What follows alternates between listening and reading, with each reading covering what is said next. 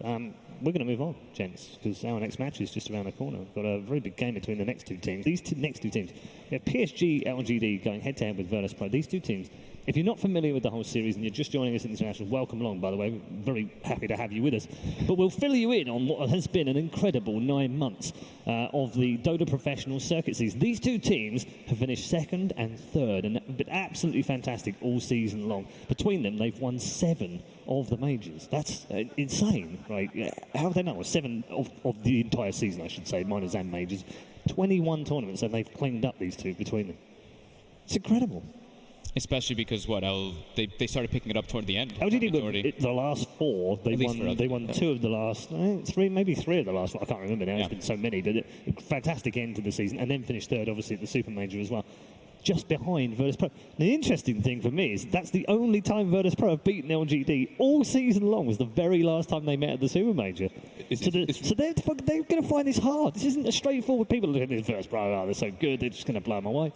That's not going to be the case, is it? Yeah, VP for the longest time were looking like the best team in the world, over Liquid even, throughout the DPC. They, by far, top DPC points leader. They were just winning major after major. They were doing it seemingly without trying half the time. Yeah. They were playing with stand-ins and winning minors.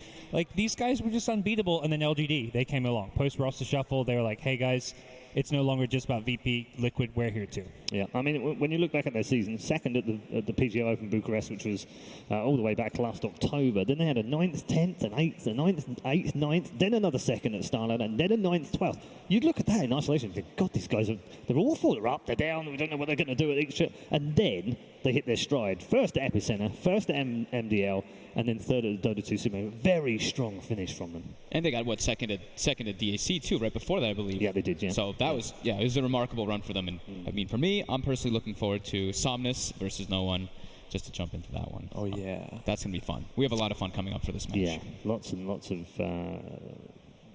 those kind of battles, I guess, all across the field. In fact, lots of great 4s, 2 great 4s in these two teams as well. The offlane looks fun. So much to talk about between these two teams. Gods, what did you make of Virtus.pro's season? Obviously, they finished top. They won 4 majors and won 5 tournaments overall. As you said before, they kind of looked like they weren't trying sometimes, and they still seem to be winning. I likened it to being a lion playing with its food. That seems to be what it was like sometimes with them in finals. It felt that way. They've always been this incredibly confident, cocky team at times. They play with stand-ins. They'll mess around a bit. They'll dive your base and just get overconfident, but they win doing it. So their season's been amazing. They've won majors at the start of the season. At the end, they're probably one of the few teams that kind of have had that consistency where they were dominant at all stages throughout. It wasn't like a LGD where it's all just last 3 or 4 months. And the crazy thing is, they're versing LG in the first round. We've got the top 3 teams in the DPC all in the same half of the bracket. Yeah. So some of them are ending in the lower bracket. There's going to be some very sad loser bracket teams who suddenly have a LGD or a VP dropping down. It's a good point, isn't it? I mean, Black, you want to win it. I know best of ones are horrible if you're a team. We love them because obviously it's exciting, but horrible for the teams to play. But then, to look forward, they've got one of these two teams to look forward to playing in the next round. At least that's a best of 3, so they can lose twice. I don't know if that's any better. It's a little bit. I've earned a little bit more money. I've gone a bit further. When you look back at their results over the season, they've never finished lower than 5th, 6th, Fold, in all 12 tournaments that they played in through the season. That was their 2 lowest positions. It was only twice. Outside of that, they finished in the top 4 in every single tournament they played in. Sounds appropriate to me. After we saw them pick up Roger and fix the little things that they thought were their problems, they were that beast, that solid beast that in any tournament, we would look right off the bat, we'd be like, oh, VP's setting the meta again. Yep. You still remember that interview where No One was like, we need Liquid. Liquid is like our biggest challenge. We really want to play Liquid. And then I think the first time they played them was it a Super Major then? No, they played them before that. They did? Yeah. But he keeps saying that like they're the biggest challenge. They always enjoy playing against them. It brings out the best in both teams. And I'm definitely looking forward to the chat wheel. That's going to be like an attack during the game as well. The hero chat wheel. Oh, the hero chat wheel is so good. It's so good. Indeed. Okay. We're going to bring out our 2 teams. First up, ladies and gentlemen, please make some noise for LGD.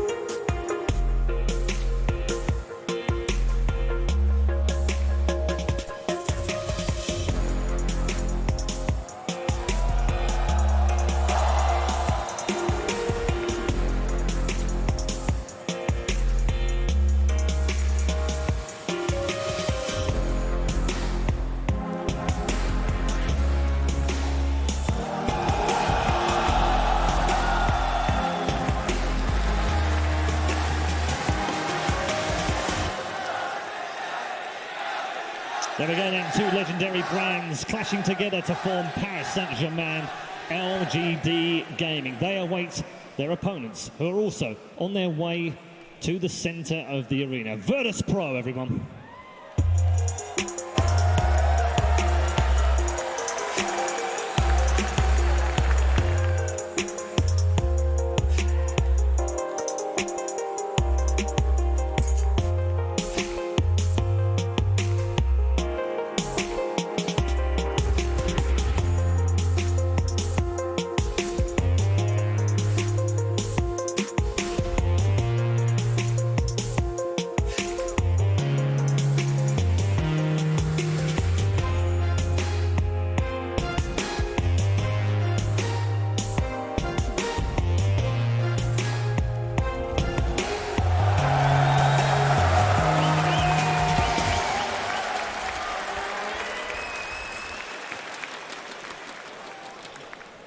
Virtus.pro on their way out and heading into their booth in what we would usually say is the familiar white, black and orange, only they've changed their colours, of course, for this particular time. I can't get used to the green and the purple just yet, but it does seem to suit the theme that we have here, which is a green year here at the International, so we'll get used to that. We'll let them settle, and obviously we'll get towards the draft fairly shortly. LGD first up. Do you know what? Why don't we just get some words from them, and then we'll have your thoughts on LGD. So let's check in with PSG.LGD.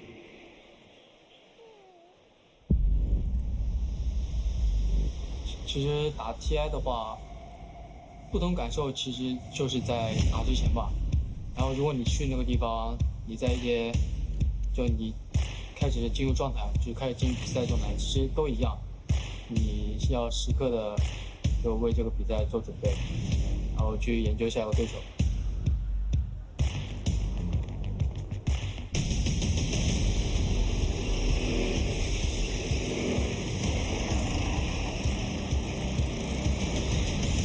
大家感觉在一起进步啊，就配合什么的都比一开始要好很多。他虽然是你这个队长，他平时在队伍之是怎么帮助伙伴做一个队伍？说实话，在你说之前，我都不知道 F1是队长，是没什么特别的吧？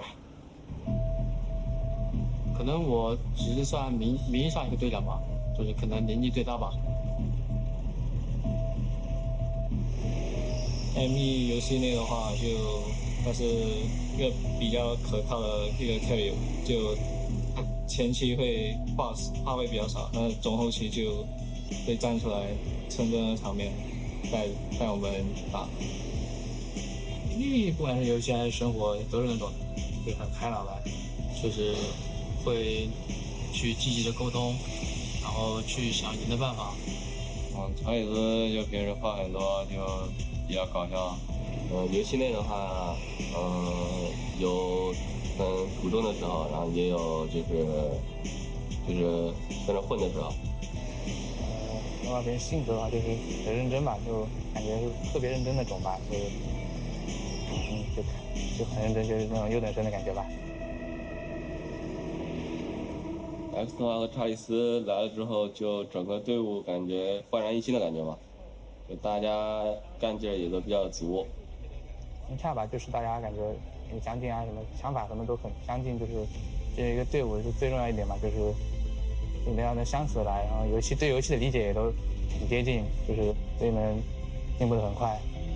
第一次在刚来老干节的时候，就第一个比赛夺冠，就很激动，很兴奋。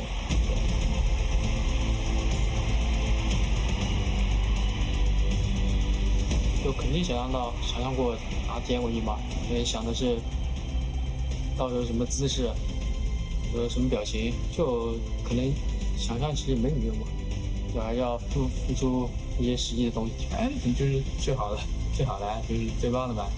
作为一个职业生肯定是想去的嘛，TI 夺冠肯定就是最高荣誉啊。TI 就应该是每个职业选手都很看重的一个比赛吧，他们觉得 DOTA 就职业生涯里面，赢得 TI 才算是最高的成就吧。对，我也是这么觉得的。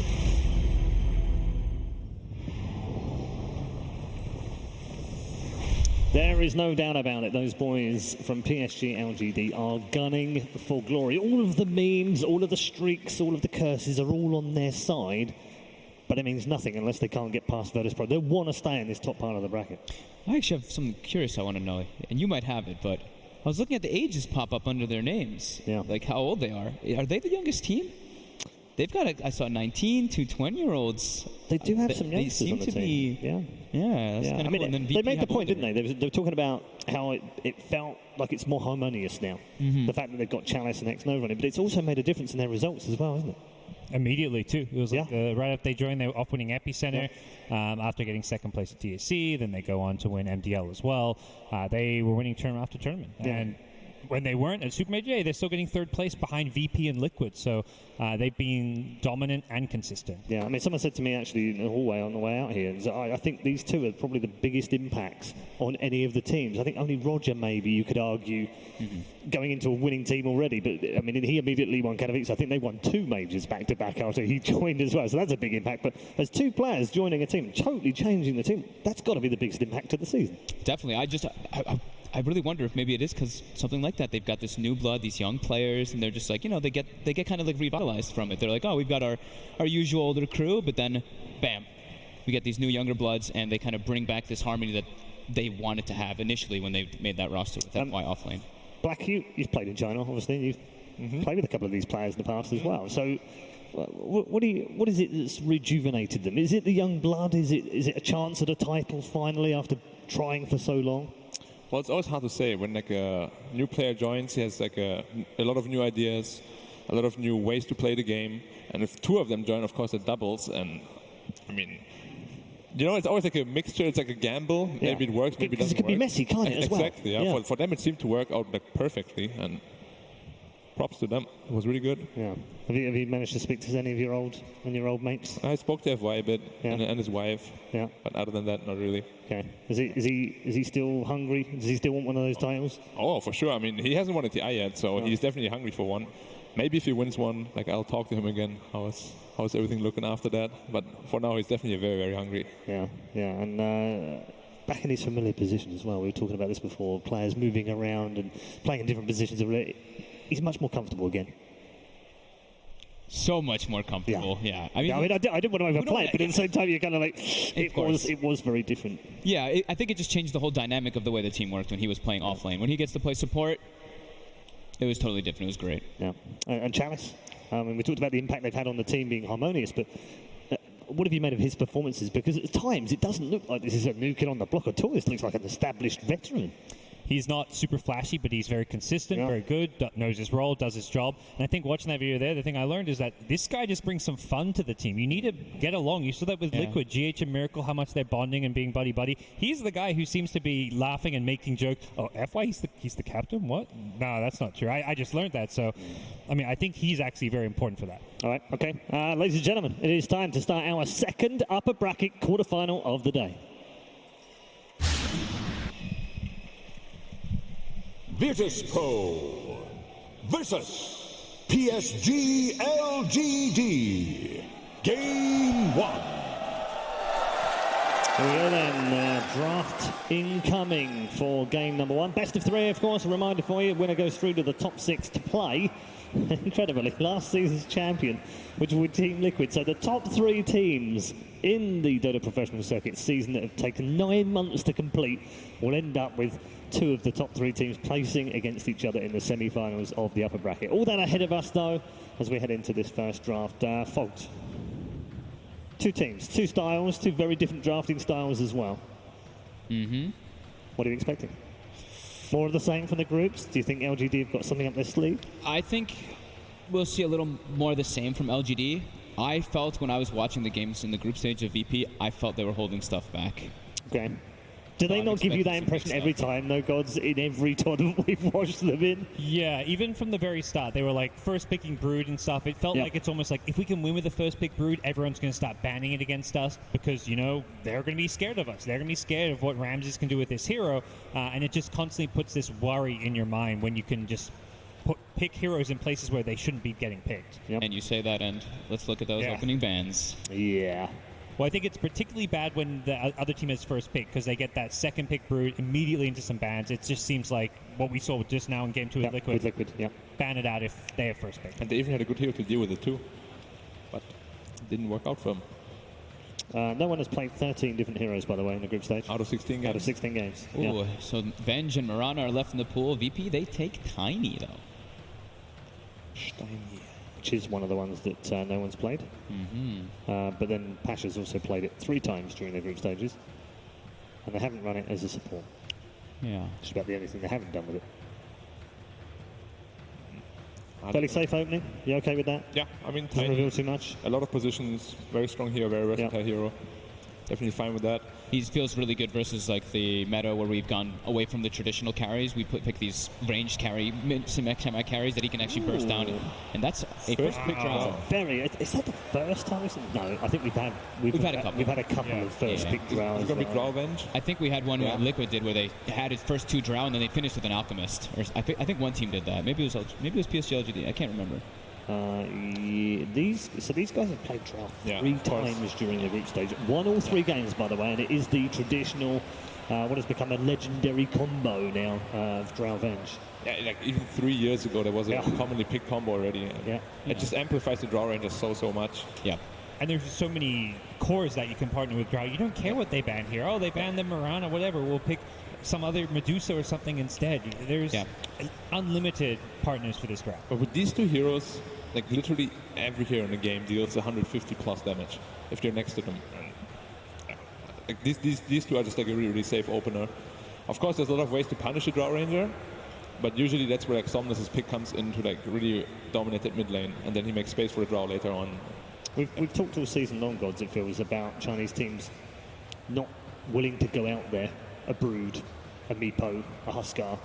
If there's one team that will do that, it is this team, though. It is LGD. They played a Huskar in the groups, for instance. They're definitely less predictable than, for example, Newbie, who for the longest time, just opened Naga Disruptor. They got a bad rap for that. I think even looking at some of the teams like Vici Gaming and their sister team, VGJ Thunder, the same kind of picks and patterns could be formed in their drafts. LGD, they mix it up a lot more.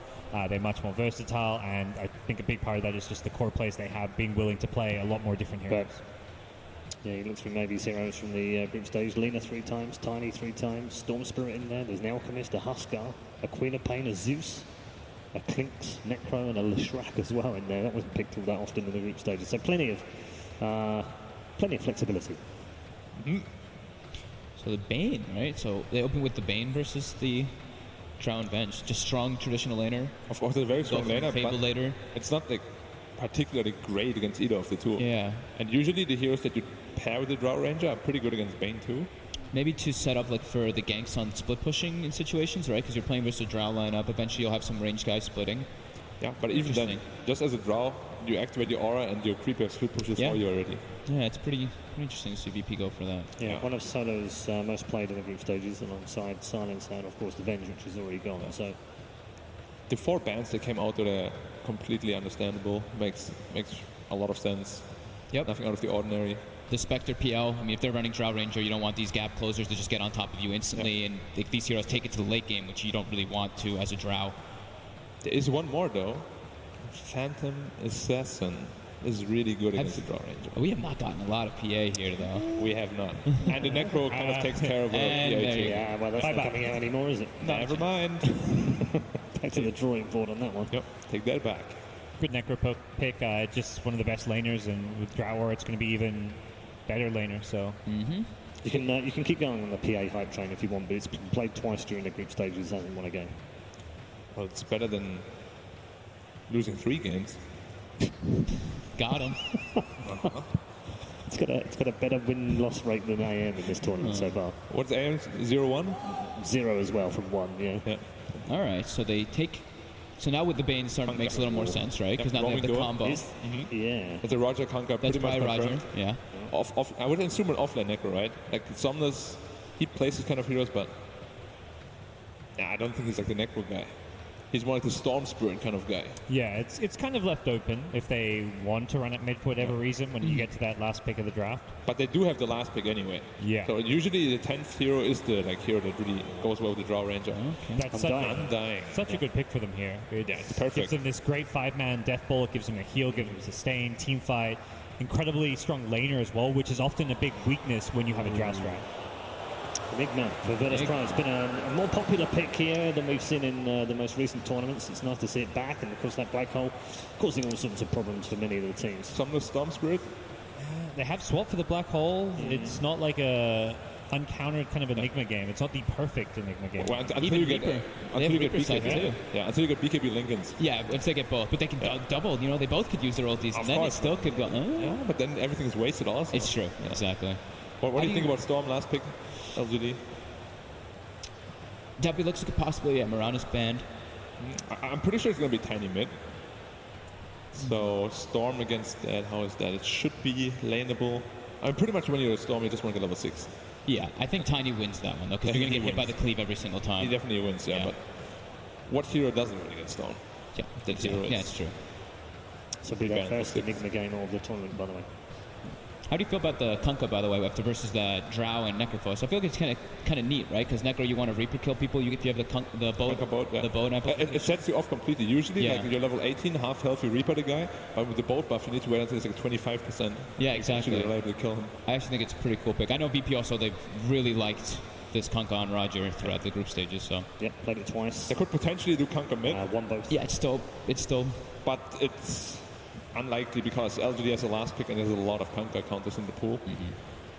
So I think what, Storm or Queen of Pain? Storm, I think for LGD. Quap is a bit more dangerous because they have a lot of lockdown for him. Okay. So what do Virtus.pro need? What rounds out the draft? Not necessarily the hero, but what are they looking for? What attributes? Well, they want to have a Ramses hero, I guess. Yeah. Like a Ramses, a good lane against Necrophos. He hasn't played Tiny, right? It was only He mid and hasn't off lane. played Tiny yet, no. No one has, though.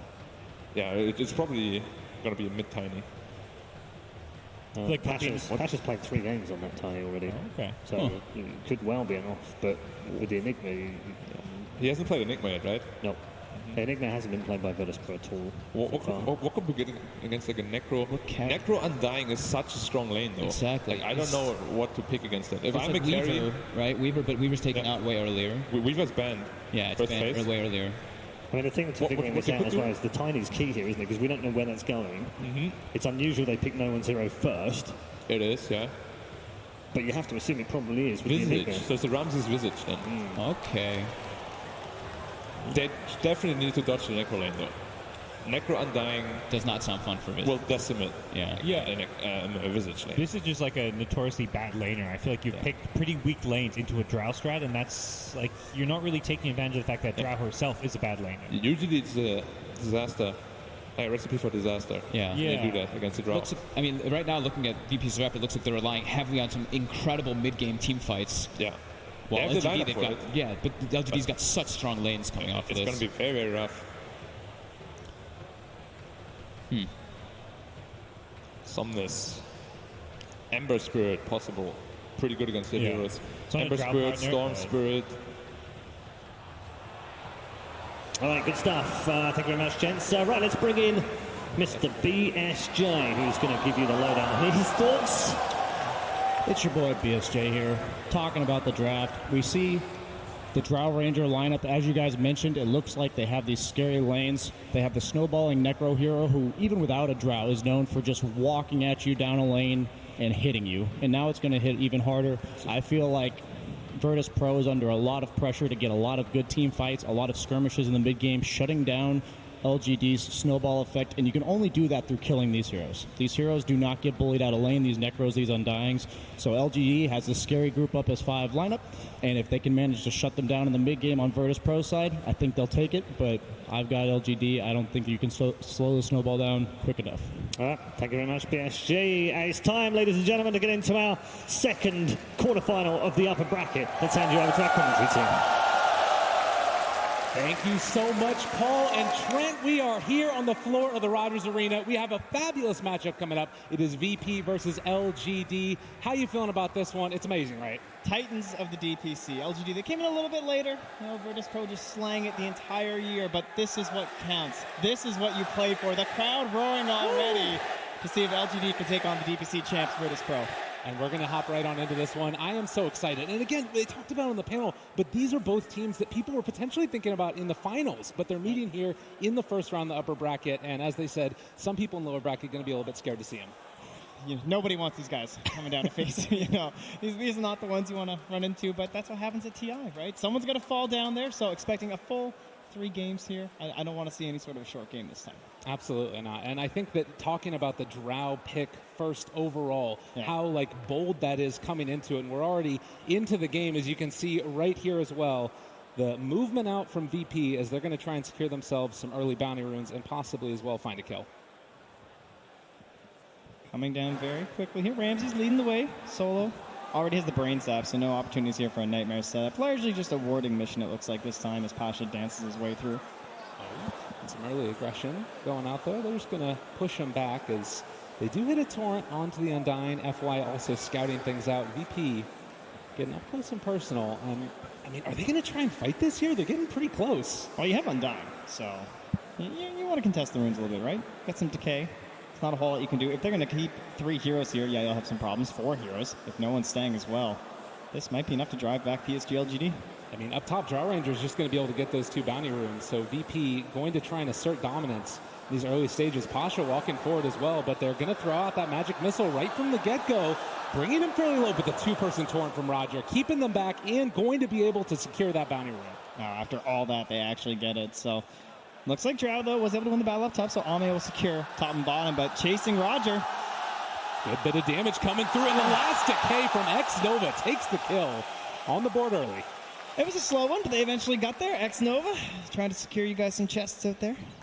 What a guy. You love to see it. So we do have VP. It's going to be the Tiny versus the Storm Spirit in the mid lane. Gonna have to watch for those early glyphs, how they use it there to try and secure the CS and also mess with the opponent mid as well. And down bottom, kind of an interesting lane as well. The Kunkka Enigma, we've kind of been seeing some teams come up with answers for the Enigma as this tournament's gone on. Yeah, it feels like a lot of teams are just trying to focus down the Eidolons as much as possible. Makes sense. The Enigma in lane, he just wants to bully you as much as possible. Use those Eidolons to get all of the denies and try and starve out your lane. Absolutely. And you can see here already just the pressure coming in. It is actually going to be the Necrophos and the Vengeful Spirit. And as they start to throw out those death pulses and just tear apart the Eidolons, this is the problem that we've been running into. Even if you get some denies, that's still a decent little bit of gold, and then they just push VP back. Yeah, at the same time, that does cost you, right? They're largely ignoring the wave they chase down, but X-Nova, a bit of trouble. Stuck over there in the trees, the Grave Chill. He's trying to survive with the decay and is fairly tanky, but eventually, he actually lives. VP not able to get on the board there.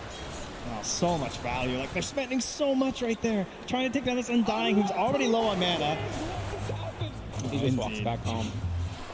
So again, down bottom, the pressure coming in. They're throwing out those Wave of Terrors and trying to push VP back underneath their tower. As already LGD feeling pretty comfortable. They're actually going to find the Nightmare up on the top side, though. And with TP's starting to rotate in, VP very far forward, and FY going to put the kibosh on that. Yeah, the creep's chasing Ramses here. Might be hard to find a TP out, so he's just going to try and go for the run. Well, they do not have mana for Magic Missile. They get it now with the sticks, trying to chase. But with the Grave Chill, he's just going to be able to run away. Yeah, Ame's way too into the creeps right now, so allowed to escape that time. Yeah. And so far in the mid lane and down bottom as well, actually, Malefus. Okay, there's action happening all over the place. Trying to chase this guy down here. They do manage to find the Torrent, and Chalice punches. He's going to go down as well. Finally, they find themselves a kill. They almost got one mid 2 as well onto Maybe, but he was able to just narrowly survive the punches of no one, salve his way back up, and going very well. I mean, he's ahead right now. Last hits on the lane, still has a couple of creeps sitting there with him. And this is a lane that you're not really expecting to do this well in as the Storm Spirit. Yeah, you'd love to be able to get off to a hot start there. I mean, it's not really the type of lineup that's going to rotate that early. It feels like you kind of need to be able to secure the advantage because of the strength of the LGD lanes coming out.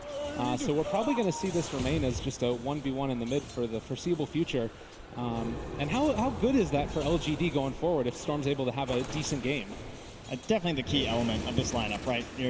You're trying to transition that net worth that you gain from going in the mid lane into a snowballing lead. And Storm Spirit's able to do that. Like, what kind of counters do you have against Storm here? The Bane's going to be under-leveled by the time he's first rotating. You don't really have that much control without committing these big ultimates. So there's certainly an opportunity for maybe to take this one over. Absolutely. Has that new Immortal as well from the craft that was recently released. Love to see it. And, well, 3.5 minutes in, it's already a slight lead into the favor of LGD. As bottom lane, they have found themselves the Enigma. Pasha taking the punches, but it does look like he's just going to be able to walk away. But again, it's a very strong lane down here bottom for LGD. Yeah, the denies are still racking up though for Pasha, so not a total loss here. Trying to deny some levels. Only level 3 on the Necrophos right now. 2 still for FY as they race for this rune. Oh, it is an invis. That's play, but the magic missile. Can you pull him back? They get the deny. All right, FY feeling good about himself. That would have been really nice for Roger. Might be able to open up a kill onto maybe before he hits 6, but now going back to the lane, knowing that rune's been denied, he can farm safely both in the lane as well as in the jungle, and should be a free path to 6 here for him now. Okay.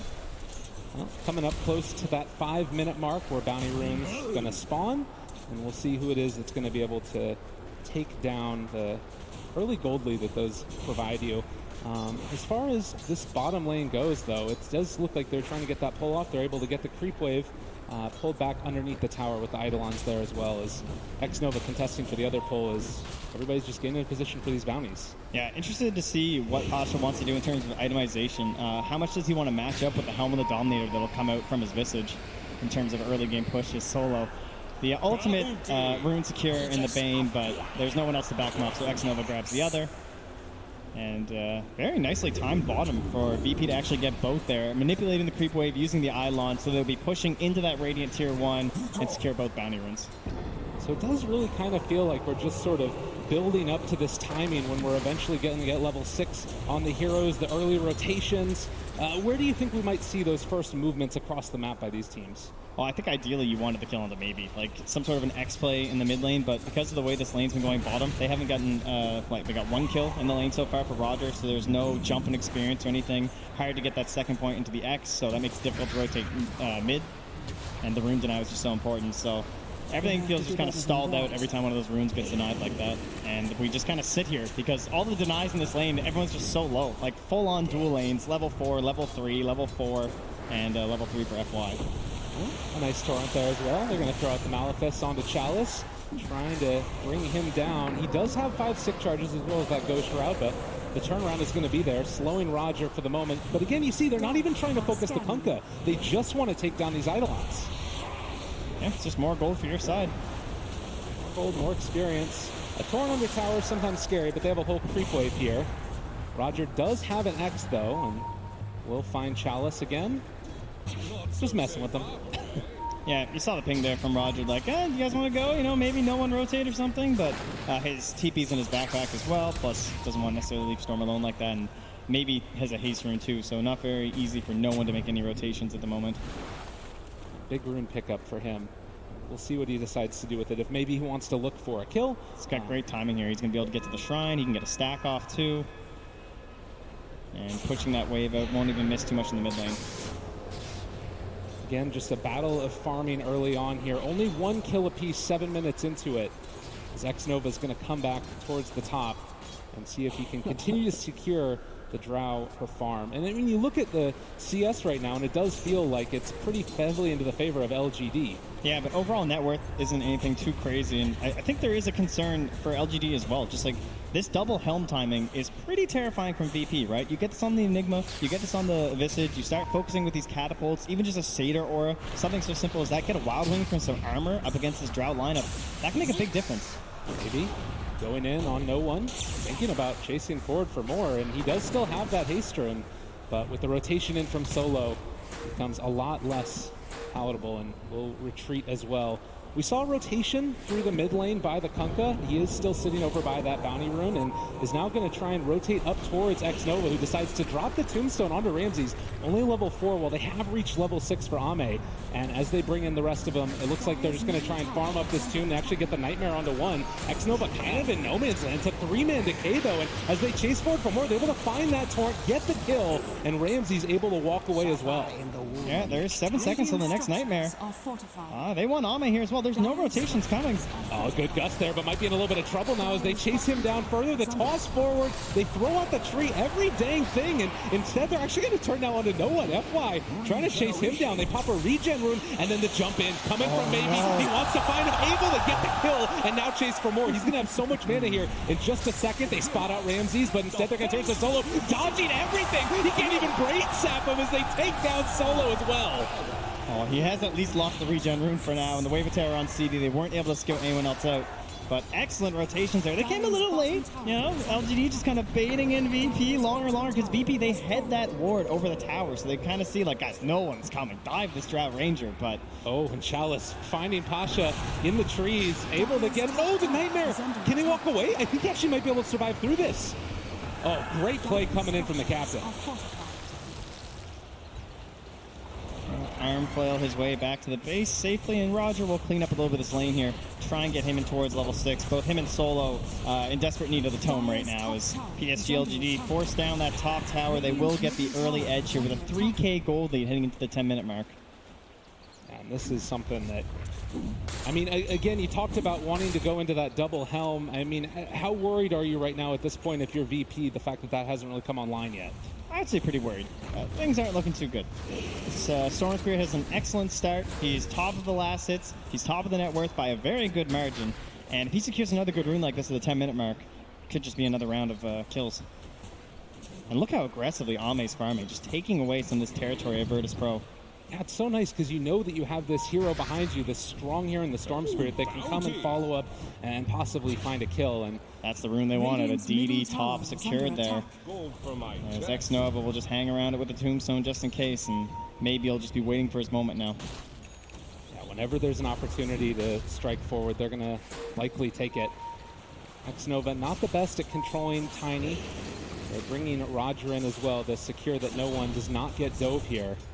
But the rotation coming pretty soon. They have a gust available as well as a magic missile, and actually it's going to go for the slow right at the start. The DD's there, taking down Dominus, very low HP, but they are able to kill off no one. And now looking for Roger as well. It just happens so quick.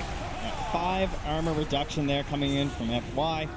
And then you're jumping on top with a DD rune onto his 0 armor Storm Spirit, or Tiny, but you know, he's got 5 armor right now from his ulti, and that's it.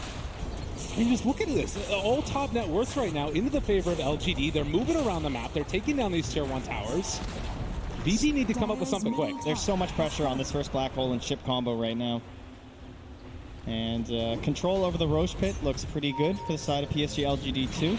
You've got the Tombstone, you've got vision control from the Wave of Terror, and Storm just zipping in, not caring about terrain. You know, if it's spotted by Virtus.pro, maybe that's the moment they could find. If LGD try and go for it a little bit too early, it is a great terrain to try and fight with the black hole and the ghost ship, but you know they're going to be playing very cautiously and opting for pickoffs before they want to commit to a Roche. Well, and we did see also just a second ago the tome picked up by the Kunkka. He's now level 6. You have the black hole up and online, and this is the smoke play that they need to go for. This is how you get back into a game right now. Aggressive Vision is scouting out near the shrine, but they're very grouped here. In fact, there might be a smoke from the Radiant side too. Considering it, looks like Xnova just gonna put down the sentry. Ward instantly spotted. And while that's happening, instead they're going to try and go for a different target. He pulls out the smoke now, though. Oh. So they're thinking about wrapping around here from LGD. It's going to be pretty quick, though. As Ame might be found here. But look at how well he's farming. Like earlier, it was farming aggressively, and we'll see if Roger can get into range to find him with those 3 points in X. It's a really good initiation range. The Gus does end up hitting, but this still is going to connect with the boat, and now they're TPing in the rest of the heroes, but Drow's already dead. Chalice, bold as brass, just walking forward, but they're going to Nightmare and run away. Or are they sandwiched? FY does have a swap available. Is going to swap back into Bane, and Magic Missile out as well. They do not have any boat any further forward, but now the chase, they have the Reaper Sight going in. They want to try and force this fight, it looks like. Although PSG.LGD, have they overextended? Ramses is showing up with the familiars, and they're able to take a couple kills. Nightmare And again, the chase down. They have that Wobbling Ripper for the extra armor, too. They've got everything they need. They throw it on the Midnight Pulse. He's just dead. A 3-hit gust, but now there's another black hole. They're slowly going forward for more, and LGD are willingly walking into them. There's the chat spam following in the wise words of Gabe. I don't know. It felt like maybe it was so far away while they were starting to initiate on this. And it was like, oh yeah, easy cleanup for a Storm Spirit. This is going to be fine. But one by one, they start falling to Virtus.pro. Great responses from them. This is the fight they want. You know, they're more than willing to TP for these. Well, and they're still chasing forward. The boat buff is going to keep no one fairly survivable in this, and maybe still sticking around as they just want to sort of keep the pressure on if at all possible. But yeah, it does sort of feel like, you know, it's one of the dangers of playing against a Kunkka. You come in to try and save one hero, and then that hero is going to immediately die afterwards too, because you've got that chase with the X. Yeah, and with them saving that kill mid, it's just space up top for Ramses. He takes down the tier 1 tower. He's building in towards Medallion next. This is going to put the contest for Roche now in the hands of Virtus.pro. Smoke up from VP. A lot of wards in the area from LGD. And they're going to camp this high ground, perhaps. Oh, and they're actually going to move aggressively. Okay. All of LGD is on the west side. Very split right now. This is a little bit bold from them yet again. But it does look like maybe going to play it safe. FY does have swap still. They're just sort of positioned on VP's side of the map and seeing if anybody's going to show up so they can find a pickoff with Storm Spirit. Solo also willing to make something happen with his first Fiend's Grip. Just getting level 6 for himself. And as far as the way that the fights want to start for Virtus.pro at this point in the game, is it only through the Kunkka? Is there anywhere else that you can make it happen? Oh, well, there's one starting now. All right, down bottom. They try and find a pickoff there. FY just in no man's land. I think, oh man, chase down again. It's team, they're always alone. What is happening right now? They chase forward for him, able to get it. The net is down as well onto X-Nova. He is surrounded by all of VP. There's a ton of zombies, but the one that matters is dead. And VP now, with these items, are going to start their push. They're just not playing as the unit they need to right now. Like, they don't have any sort of AoE team fight or anything. There's no one who can stall the fight and wait for this rotation from the Drow Ranger and the Storm Spirit. There's no Bane to just grab two heroes, just maybe. Well, he's trying to recover. This is a pretty good kill if they can find it onto Roger. Again, any kill on these heroes is a lot of help. But meanwhile, back towards mid, they do take down that tier 1 tower. And Somnus, no one is battling up against him. Can they kill him off in time? Throw in the tree. It's not quite enough damage. Somnus will retreat back and TP away. The blink is going to be too late. Okay, good pickup for maybe, but we've got an even game at this point. Less than a 1K lead now for the side of LGD, and that's when everything's come online. The double helm.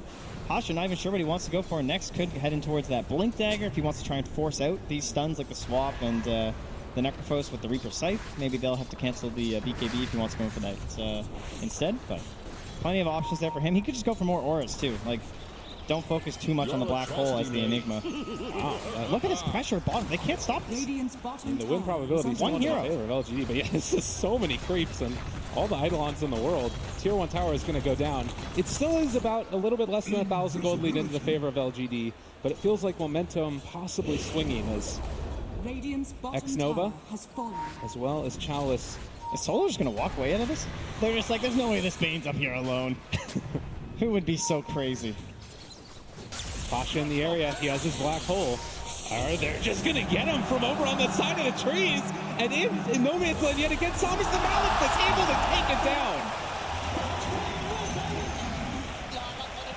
And now they're chasing after no Storm Spirit. Oh, the blink, no one with the reactions, able to get away. There was a Sentry Ward down, but now the boat coming in as well. They swap in one, trying to keep him alive. The Reaper Sight not enough because of the boat buff, and now seeing if they can kill off FY. The wave tears through as well. No one trying to run. He tosses him over to his ally, Pasha. They find themselves another kill. Ramses with a double. And can they take down X-Nova as well? It looks like it'll be a piece of cake. Pulling him down, a couple free hits for Sola before the rest of the squad joins in, and that's a triple kill for Ramses. Well, 6-13 after the kiss, and a 1,200 gold swing as well. Feeling quite good now after the last couple of minutes for VP. I mean, the Storm Spirit still has to be considered an issue though, right? Yeah, for sure, but I mean, he's so slowed down now. He's barely ahead of the Visage that he was once dominating. As we watch the replay here, it's like, oh yeah, some free creeps. That's a lot of gold. But he'd already lost almost a third of his HP before Pasha even showed himself. Wow, and again, the Malefice at the end there just to secure the kill. And look at the respect from Pasha there, too. The fact that he used the Black Hole before even dropping the Midnight Pulse. Right. Yeah, very, very clutch play there. And, man, no one... That status resistance, baby. Barely able to live through that one. Combination there. He just walks out of the scythe. Doesn't even care. But smoked up now. They're leading once more with Solo. No Fiend's Grip, but they're looking to secure up this Roche area as PSG are already in the neighborhood. Down to about half HP, looking for an initiation. Solo might realize what's happening. They're going to throw in the Torrent. They see everybody. The boat, it might only connect onto one, but is it going to be enough? This looks bad. There's no Enigma. And of course, having used that black hole a little bit earlier, 80 seconds on cooldown, they are not going to be able to contest. So a big win there for LGD securing Roshan. Yeah, definitely proving they're not shook quite yet. Get inside the pit. Stay focused on the fact that without that black hole, they're not that scary of a squad. And take a much-needed objective there. So this is going to allow Maybe to play very aggressively in these engagements. The last thing he wants, though, is get picked off on the side. Even if they just lose the Aegis, that's going to feel very bad for them. Because I think they need this Aegis to take extremely good fights for them. And try and get themselves into a more secure lead, not just split pushing across the map. I mean, oftentimes people talk about being able to secure all the outer tier 2 towers. With the strength of VP right now, it feels like LGD can potentially do that, but I don't think that they're willing to back down from a fight if they have black hole. Yeah, the benefits they have is that no one hasn't quite finished up that Shadow Blade yet. That's going to be very threatening when it's done. But if they try and push into these tier 2s, there's so much split push that's going to come out. You saw what happened with Justin Enigma. No one can do the same thing on these side lanes with the tree. One of the downsides of these supports from LGD, very strong in lane, the Undying and the Vengeful Spirit, but not the greatest outspam. Wave of Terror's gotten buffed a lot, but it's still not in the same league as something like a Rubik or a Coddle. But nonetheless, it is going to be, again, a lot of Virtus.pro grouped together, and it's going to be a Crimson Guard pickup for Pasha. Yeah, PSG.LGD have already slowed their roll quite a bit here as well. No, and he's going to keep going fast, though. They find themselves X-Nova. The creep in the area could have gone for the stomp, but they are just going to back out yet again, dropping the tombstone, secure the retreat. Solo? He's going to be able to get ran down now as well. Somnus in the Reaper's sight. He is out of there for 45 seconds. That was Solo, assuming it was a full rotation from PSG.LGD, trying to use a 5-man Aegis and thinking he could just steal the bounty runes. And he believes there's a ward there, but not quite. So Storm Spirit going back for this Bloodstone after the Kaya. We've occasionally seen Orchids as well. What do you think it is in this game that he's feeling like he wants to go for the Bloodstone? Well, he had the Orchid queued up and wanted to jump on top of these guys, trying to help target down this Enigma as well. I'm thinking about this, but without everyone here, I don't think PSG.LGD want to engage.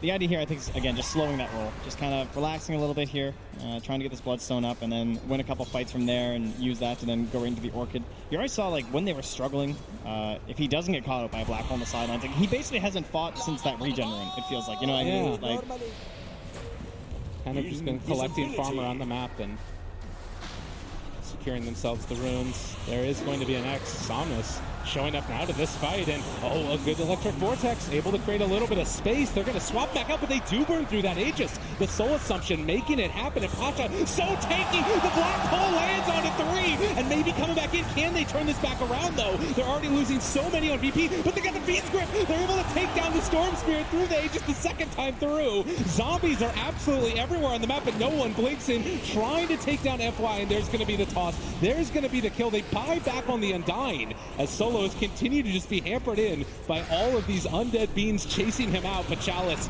has he gone too far now as well? There's going to be another toss. The Ghost Shroud keeping him alive. They bring down Solo on the side. Oh, Ramsey's just barely out of mana there. Might have a chance to finish him off there, but this time VP were not able to focus on the Tombstone, and you saw the effect there on the Undying. Just able to help them win a fight that looked very dangerous from the start. In the end, it will be a net worth game for the side of Virtus.pro because of the buybacks, but they at least held their tower. They're going to hold on to their jungle for a bit longer, which is pretty important in a draft strat because you're always watching Ame just constantly rotating around this jungle, staying out of vision, and trying to boost up his allies as they go for the split push. And again, it's taking a look at this replay here, these little moments where it's so much initiation and counter initiation, when maybe goes in and creates that chaos, anticipating he can find the kill, but they hold the black hole until after the Aegis. Yeah, at that point there was just nothing left in the tank. Oh, so well done. And again, it sort of just feels like two people slamming their faces into each other in these fights. I think that's the play for Virtus.pro, though. They don't want to give any sort of a reprieve right now to this draft strat. Try and keep the pressure up on top of them as much as possible. I will say LGD seem to be doing a very good job of split pushing across this map, considering the heroes they have. I feel like VP maybe should have a bit of a better edge there in terms of the split push, but it's really just the threat of maybe, because they haven't been giving away those free kills to the Storm Spirit, which you often see in these games. So VP giving that respect that's required over to maybe, and in that reasoning, I guess that's why they're able to just keep up this pressure, even though they were a little bit behind in that time period. But now becomes the time where you need those most important of team fights for the Storm Spirit. Do not want to just get bursted 100-0 with a fresh Bloodstone. And I mean, as this game goes on longer and longer, how do you sort of see this type of thing working out? Is there a team that you feel like inherently has the late game advantage? I mean, it's pretty hard to argue against the old Tiny, Enigma, Kunkka. I feel like they have a humongous combo potential, and you have a Storm Spirit that, because he's gone for this Bloodstone first, the BKB is so far away. You don't want to just go Bloodstone, BKB. His team needs that Orchid. And with that reasoning, I believe that they're going to be in a little bit of trouble here, especially once these items start coming up from Virtus.pro. Unless they can keep up this pressure, getting the next Aegis is the most important thing for LGD. They do have, right now, just about 2.5 minutes until it's capable of respawning. And a regen rune, scattered out down bottom. Solo takes that one. Going to deny that away from a Storm Spirit. We saw we could get done with it earlier. And as you mentioned, just constantly send Pasha down here to this bottom lane. It's really hard to deal with this push. Yeah, he's basically just playing that kind of classic Beastmaster style that we saw for a while. He just built into a Crimson Guard, didn't focus too much on the black hole. He's just constantly getting Eidolons, using his helm to scout out around him, push the wave, and creating split push opportunities like this because they know that someone wants to answer this. Oh, no one has to go top. They got the grip. He went in with the DD, wanted to get some split push going to their own, but now he's going to get punished heavily solo. Able to punish the Storm Spirit, and how is his Bloodstone? 5-man rotation. I think VP have identified how they're going to win this game. They know what they need to do. Man, a crazy rotation, and Solo making the plays. Samus is back on the map quickly, but does not feel great about losing those charges. Yeah, I'm not sure how he wound up on the high ground against a Bane without an Orchid or something, trying to go for that kill. Seems very greedy, and clearly he was punished for it. Oh, they're going to smoke right under this ward. They had full vision of that, just them milling around the trees, suddenly they disappear. Do they want to try and camp a high ground with the black hole? Do they want to try and bait someone on this mid wave? You can see Solo are drawing the lines here, saying they either went this way or this way. Where are we going to stand to try and break the smoke? It's Solo that's going to run into FY right at the start. They do get a swap there. Nightmares himself realizing, I don't want to be here anymore. And now the turn on to maybe Reaper's Scythe onto one. The boat's going to be there. It's onto two, but maybe does get out for the moment. Can they find anything else here? LGD hungry for kills, and Chalice chasing with all of these zombies around. They're going to try and escape. Pasha realizing everybody else has abandoned Chalice. And they've also got the sleepover onto the side for the Undying, so they're going to find the kill onto the Necrophos. Chase for more. They want to kill no one, but they don't have vision. They can't find him even with the Remnant. And X-Nova still living here. Ame being chased down as well, one by one. VP pull them down and continue to assert dominance here in this game at #1 upper bracket. X-Nova, no chance. Marvelous team fighting coming up from Virtus.pro right now. That forward vision alerting them to the smoke that was coming their way. And they will take another successful team fight with just the buyback of the Bane being used. And excellent communication from Virtus.pro too. You could see the way they were focusing down that Tombstone this time because it gave them a lot of trouble in that fight last time at the bottom. And in this engagement, Ramsey just sent the birds on it. And there was one soul rip used, but that was it. And I mean, it keeps on feeling like in these chaotic fights, it's LGD that will sort of spread out, and it feels like sometimes Virtus.pro are able to isolate one of the heroes a little bit more effectively. Not sure how it is that exactly you want to try and take these fights if you're LGD. Is there any key target you need to focus on at the start? The key hero is Maybe, and in the last two fights, like in that fight in particular, he had lost almost half his mana pool, and he just zips into a boat and gets stunned. So he instantly has to retreat, and then he zips back in, and he's not having any impact on these engagements, and they need him to. It's as simple as that. but he's having a hard time because he's trying to play around this black hole and randomly gets hit by a boat. It hurts. Chalice. Oh, that grip.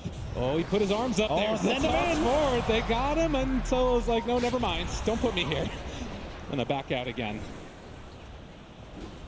At the more macro state of the game, we're taking a look at 2 Tier 2 towers still remaining for LGD, with 2 on the same side of VP left alive.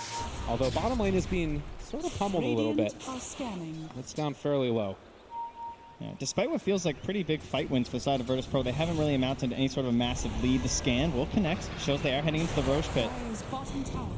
And this is the one that both teams really vying for, but I think is even more important for LGD. They're not going to get here. FY just might give himself away. Throws out the Wave of Terror, gets the vision, and VP, that's enough to scare him off. At least for the moment, but they find Ame. There's a good gust onto several. Pasha looking for the black hole. He gets it onto 2. Chalice trying to save his allies, if at all possible. The boat buff is going to be there, and the ship lands on Xnova, finding the kill. They're calling out their chances. FY also going to be ran after. VP are feeling good, and why not? Yeah, and once again, where's maybe? Can't do anything. It's just such a tough game right now for the Storm Spirit. He wants to try and find no one here. If he can get a solo kill, this is pretty nifty, but the rotation comes in from the Enigma, and I mean, he just looks at him and says, oh, you don't have dust? Like, okay, there's a sentry around here somewhere, but other than that, what's the problem, right? And we go back and secure the Roche pit. VP 4,000 gold lead now, 29 minutes into this, and they do give that Aegis to the Visage, who's been able to pick up an Aghanim Scepter now on top of every other item that he's got in the game. Yeah, he's got the pipe. We got the Crimson Guard built on the Enigma early on in the game, so the whole team looking good. And in the pit, and the way that they just retreat, because they know they can beat you. In a full 5v5 flat ground, they're still going to win, so why we want to fight in the Roche pit? It's going to be a disadvantage against the Tombstone, and this black hole, nothing to cancel it. And by the time it is canceled, it's just too late, and we just have Ame sitting on the, or sorry, maybe sitting on the side of the fight. And how many times have we seen Pasha get these multiple man black holes with no blink dagger? You know, he only has brown boots. That's his mobility item right now, but he's making it happen consistently. Yeah, just a situation where they're also kind of initiating into Virtus.pro. Like, they're the ones that you would say need these fights more, I guess, from the side of Virtus.pro, like these big 5-man engagements, and LGD are giving them those engagements, but Virtus.pro are choosing where they fight, and not leaving the Roche pit was a great idea. 30 minutes, bounty runes traded off yet again. It looks like pretty much all of them went into the favor of VP. Xnova able to secure one of those ones. Where do you go now? I mean, VP again. You talk about them feeling comfortable going to the later stages. Do they want to try and like shut down the map now as well, or are they comfortable just trading off half of it? We have the most important pickup is definitely the fact that we have that Orchid, right? Like maybe he needs to just try and find some kills. He needs to build this Bloodstone up to a point where he's going to be a real threat, and he needs to farm his way into. I assume. I don't know. It's hard to tell. Like, do you even go BKB? You probably have to go Lincoln's up against the Kunkka and the Bane, but that doesn't feel good either. So he's got some tough decisions to make. I'll be curious to see what he does. The unfortunate problem is that everybody from LGD was on the other side of the map as Virtus.pro are starting to push towards the Tier 3 tower. Somnus jumps forward. This tower is down to about 200 HP from what it was before. Drow is split pushing top while this is going on, and they are going to force back Virtus.pro. Yeah, Ame knows how this game is going. He's starting to build towards the Aghanim Scepter, which is not an item we see very often on the Drow Ranger, but might be warranted in this scenario because it's probably not that long until they lose a set of racks at this pace.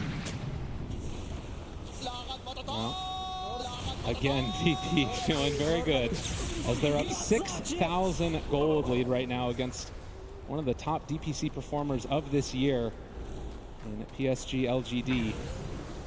Around a 15,000 XP lead as well. And every time you walk in through the jungle, like it maybe could potentially just get taken off. The X-Torrent combo is really hard to deal with. I mean, as long as it gets timed perfectly. It's a Lotus Orb for the Necrophos, as again, Ramses will start to threaten high ground a little bit. Yeah, VP just giving no quarter right now. Full on press. Ramses, the Grave Chill. keep the pressure on with the birds. This tower is taking so much damage, and I mean, they can potentially just secure this without having to commit a hero, it feels like. Yeah, I'm sure no one's thinking about going in there right now. Oh, they're definitely doing it. Then the toss out. Chalice maybe a bit too far forward. They swap him in, which means FY might be the one that gets punished instead. They have the X, they have the Torrent, and they're going to most likely have the kill. The Tombstone's up on the high ground. That keeps them away for the moment. Maybe with the commitment. Can't really find anything. So tower down, easy peasy for VP. Yeah, dangerous play there at the end, but he Orchids up on a solo, so he won't get caught, and looks like he's going in towards a Shiva's guard, as kind of talked about. Like, the BKB and the Lincolns, neither feels good in this game. It's just kind of pointless, so he's going to try and tag up a different way, as well as adding some offensive capabilities to his team, plus trying to push these waves out. You can see that win probability has shifted a lot in the last... I'm shocked it's that close. Well, it does not feel like that. It feels like VP is very much in control of this one, and 7,000 gold lead. We still do have about seconds left on the Aegis, but yeah. He looked like a Tombstone, basically. I think he took less hits than Tombstone, actually. Oh, no. That doesn't feel good. They still have the Aegis, too. Like, VP are just going to be able to continue to run at them. Have the Spear Vessel down. Chalice not going to be able to get the regen. They do swap in one. So FY able to save his core for the moment. That's what you need to do. But with the DD there on no one, these towers are just paper. Yeah, to his credit, though, maybe he's keeping it going. That constant pressure in the top lane has something for VP to think about, but they can just send solo. And now will he go for a solo kill? No, he's zipping out. Respect to solo this time, it seems. Yeah. Last time around did not end so well. Solo with the 3 salves in his inventory. The poor man's earned. It's okay, that's what Roger's for. Exactly. Well, VP, Aegis going to expire. It already has expired, so now going to try and look towards that next Roche, I would imagine, to try and go for the high ground. If you're LGD at this point, how do you set up for that fight? I think you want to try and get some vision around your shrine and along around Roche. See if you can catch VP coming in to try and secure that. And most importantly, is trying to get some vision in these smoke areas on the dire side of the map where everyone tends to group up before invading into your territory. But how do you do that with this lineup, right? Are you just going to wander in as 5, hope you can find a good spot? Looks like they'll go with at least 4. As they have Ame running in to the bottom lane. Yeah. They did scan out Virtus.pro, anticipating the smoke rotation that was coming. And as we saw a little bit earlier, maybe was able to secure a good ward up on the high ground by the dire jungle. That gives some good vision around where this fight is most likely going to be happening. So at least for now, PSG.LGD having a decent vision advantage around this area, and that's the start. Yeah, X-Nova's going, and he wants these anti-smoke wards. It's a dangerous play, but it looks like it's going to work out for them as they have correctly predicted the movements of Virtus.pro to the bottom half of the map. And nothing's scouted here from VP, so they won't know these are down. It's the beginning, potentially. We do have not quite level 15 yet on that Undying, which can sometimes make a pretty big difference in these team fights. The Tombstone on death might be looking towards that one as well. And in the meantime, as mentioned earlier, the Aghanim Scepter is completed for the Drow Ranger. Okay, we're starting to catch up a little bit here.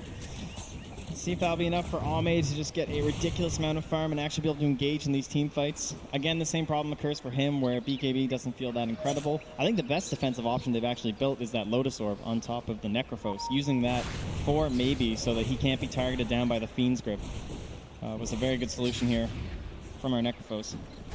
Still don't have a great answer for Black Hole, but that's what I guess the Venge is for as well. At that point, it's all on him. He's going to try and build into the Aether Lens, and he almost has it. Use that to extend the range of our Vengeful Spirit. Yeah, and even if you do happen to not be able to break the Black Hole from the Enigma, you can still go for swapping out your Storm Spirit potentially. So there are still answers, even if you don't have the greatest range. So they just watched this courier fly on in. They saw these items. They just saw that smoke. So the aggressive wards were successful here from the side of LGD. They're going to know this is coming. Solo's drawn his own line. We'll see if they can respond here from LGD and try to take a fight on their own territory, their own terms, that is. But looks like it's mostly just run away. Yeah, and just hide off on the other side of the map. Storm Spirit is pushing down bottom. They are going to be able to pressure this tier 2 tower. And it does look like put themselves in a position to take down the shrine as well, and that is so important for these Roche fights. Yeah, at this point, I mean, even the birds can just handle it. Yeah. So little commitment and zipping in while TPing out, perhaps. Storm Spirit just zips out. As you said, TP's away. Fine and dandy. Roche still about a minute away before it respawns now. And that should give VP time to get back into the vicinity. God, no one is just so far. Yeah. Has the cheese, has the AC still.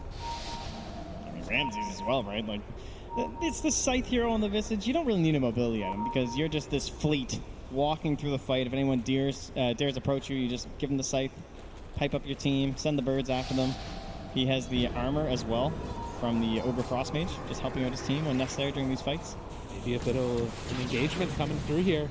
Ame revealing himself. They are still smoked up on the high ground. The Remnant is down as well. VP, they're walking right into all the vision in the world and maybe going right for the initiation as well. And the Black Hole hits on to nothing.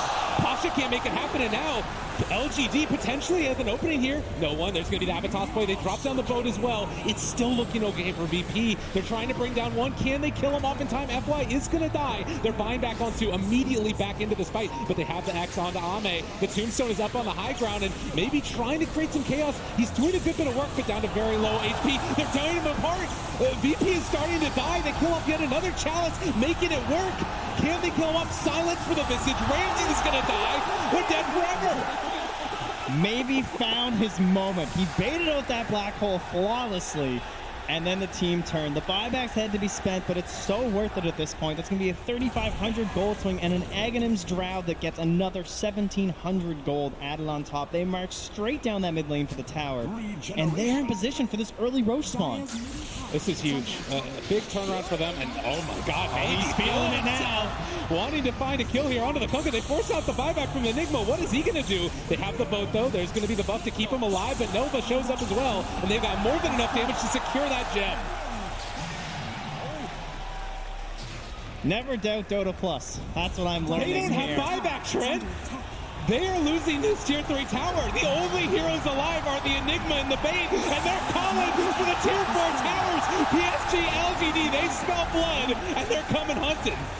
GG is called. No one. Are you kidding me? No one. This was not there, and LGD sees their moment. One fight. One fight was all it took for them.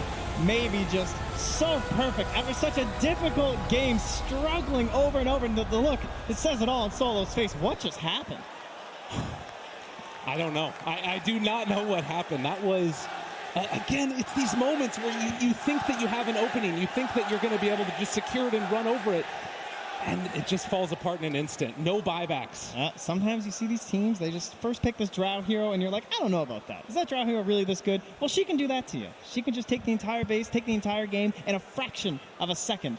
One slip up, one single mistake after such a great game from Pasha. And it was it. My God. Well, an unbelievable performance there from LGD. The presence of mind to just stay strong throughout it. The Aghanim Scepter picked up by the Drow Ranger ended up being exactly what they needed. But with that, we're going to head back to the panel and see what they thought about that fabulous game. And it was a fabulous game, wasn't it? What a way to start things off in our second quarterfinal of the upper bracket. LGD with the support inside the stadium as well, I have to say. The cheer after that game was enormous. Virtus.pro with it all to do. Gents, a very abrupt end to the game. It's kind of like VP were like, we know this is done. Yeah, taking a little bit of breath. You know, it took us a moment to get back here. We had to jog over, but you're right. Are you calm? I mean, that game was a little weird still, right? Because it started, and all of us were looking like, damn, LGD's draft is unbelievable. The lanes are so strong. Pretty much really hard for VP to come back in it. Then LGD made crucial mistakes. VP gets this lead, and even when VP had this like 8K gold lead, we see the win percentage pop up. Still pretty even. One little mistake from Pasha. Yeah, and the team fights were great, weren't they? Felt like they were very even. Even if sometimes it traded 4-2 or 3-1 or whatever, still felt like it was quite even throughout that game. Yeah, VP just had tons of damage output with all the damage amp coming out from the Visage, all the birds everywhere. But once those fights kind of drew out, they killed off the familiars, the fights kind of swung the other way. Storm suddenly didn't really have any encounters. When the black hole wasn't being used on him, he just had free mobility around, and very good game from Maybe. Yeah, what was the BKB black hole at the end? What was that? Because that was. It looked like for a moment it was like, oh, that's bad, and then suddenly Virtus.pro started winning the fight, and then they lost the fight. I mean, it was just like really a sentiment how far they were ahead at the time. Yeah. Like maybe pretty much the single-handedly won the game there by making him waste black hole and BKB. But even after that, VP still won the fight, and they had to buy back 2 heroes to even fight against VP. But then that fight was the crucial end in the end. It was. I think one of the casters said that's what Drow can do to you. And that's true, right? It can win games. Yeah. Yeah, sure. Very impressive performance from LGD as well. Yeah. Does this dent them enough? Or is this a 3? We always said this was going to be a 3-game series. This is a 3-game series, in my opinion. Yeah. I think that even like the little mistakes from both sides. LGD made some crucial mistakes, then VP made that one enormous mistake that was, LGD capitalized on it. But yeah, this still looks like it's going to be a 3-game series. Going to get some more from all three of you in just a moment. But why don't we check in with Shiva, who is here, of course, to host some games a little later on in the lower bracket, but also is going to tell you how you can get involved at TI8. Exactly, because I am here for you guys, just for you. I am here to answer all the questions you've ever had about anything, really. If you want to ask a question, if you have a burning question, hashtag TI8Scoop is what I will check, and I will find the answer. I will get to the bottom of it. I already tweeted out a couple of days ago a question for questions. And I got some that were mostly personal, but I figured, just an example of how I'm going to do things. Here they are. So one of the questions was, do I still get nervous? Yes, and I think I speak for everyone. Everyone gets nervous. It's the type of anticipation nervous, the good type that gives you the energy. The other question was, how can we have meet and greet with your favorite players, with your favorite commentators? You can just follow the Dota 2 Twitter, and you'll get informed of all of those. For example, I know that Paul actually has a meet and greet later today, I believe. So that will be very exciting. And another question was, that someone had some friends that don't normally watch Dota, and just want to know, what can I tell my friends that don't know what's going on the screen? What can I tell them? Where can they watch it?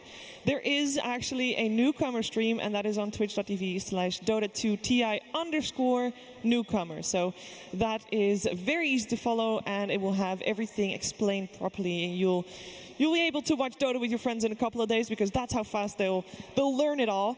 But yeah, hashtag TI8Scoop, ask me the questions, I'll get to the bottom of it, I'll find the answers, and there's one more question I have, and that one is for Paul. Paul, how are you doing today? Oh, that's nice, isn't it? No, I'm doing very well, Shiva. That should be called the Shiva Oracle segment. She can start to say anything. I like that.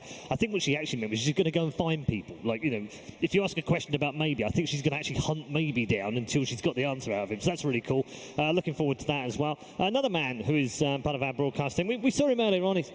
He's messing around somewhere. He's got to be out there messing around again. Is Sir Action Slacks. What are you up to? Hey, Red Eye. What am I up to? Woo! I'm watching that game with these fans in here. What a game, huh? LGD coming through. Let's hear it out for them. LGD! But I have a special treat for you, Red Eye. We've been in here for about a week in Canada, and I found some real Canadians here to teach us a little bit about their culture and their language. So, names and where you're from. Toronto. That's not a name. What's your name? Oh, South Canada. I was like, where are we from? Oh, Paul. All right, Toronto. What about? I'm Alex, and I'm also from Toronto. Toronto, too. Sean, I currently live in Whitehorse. Okay, what's your address? I'm Robert from Vancouver. All right, fantastic. Now, gentlemen, give it up for these true-blooded Canadians. Now, I want to know a couple things. I've been hearing stuff since I've been here. So, what is a hoser? A hoser actually means a loser. When a team loses a hockey game, they're the ones who have to hose down the ice after. So VP in this case, they're the hosers. They're hosing down the ice. Unnecessary, but hilarious. Thank you, sir. What is a sorry? I've been hearing that a lot. Sorry? Oh, not a very good Dota term. Not in the community. Usually when you set a teammate up to die, you say sorry. You don't spam ping them. So you hit him with a sorry. So sorry about that game as well, VP, then. Oh, maybe. All right. And what's up with A? How come everybody says A around here? It's just something people put in the end of the sentence. Like, A. All right, well, the Fonz from Toronto. Thank you, everybody. Old reference there. But all right, well, can you bring us back to Red Eye with a real Canadian-sounding sentence? Back to our buds in the booth, eh? I have no idea what he said. Thank you, Red Eye. Perfect. I love it. Hey.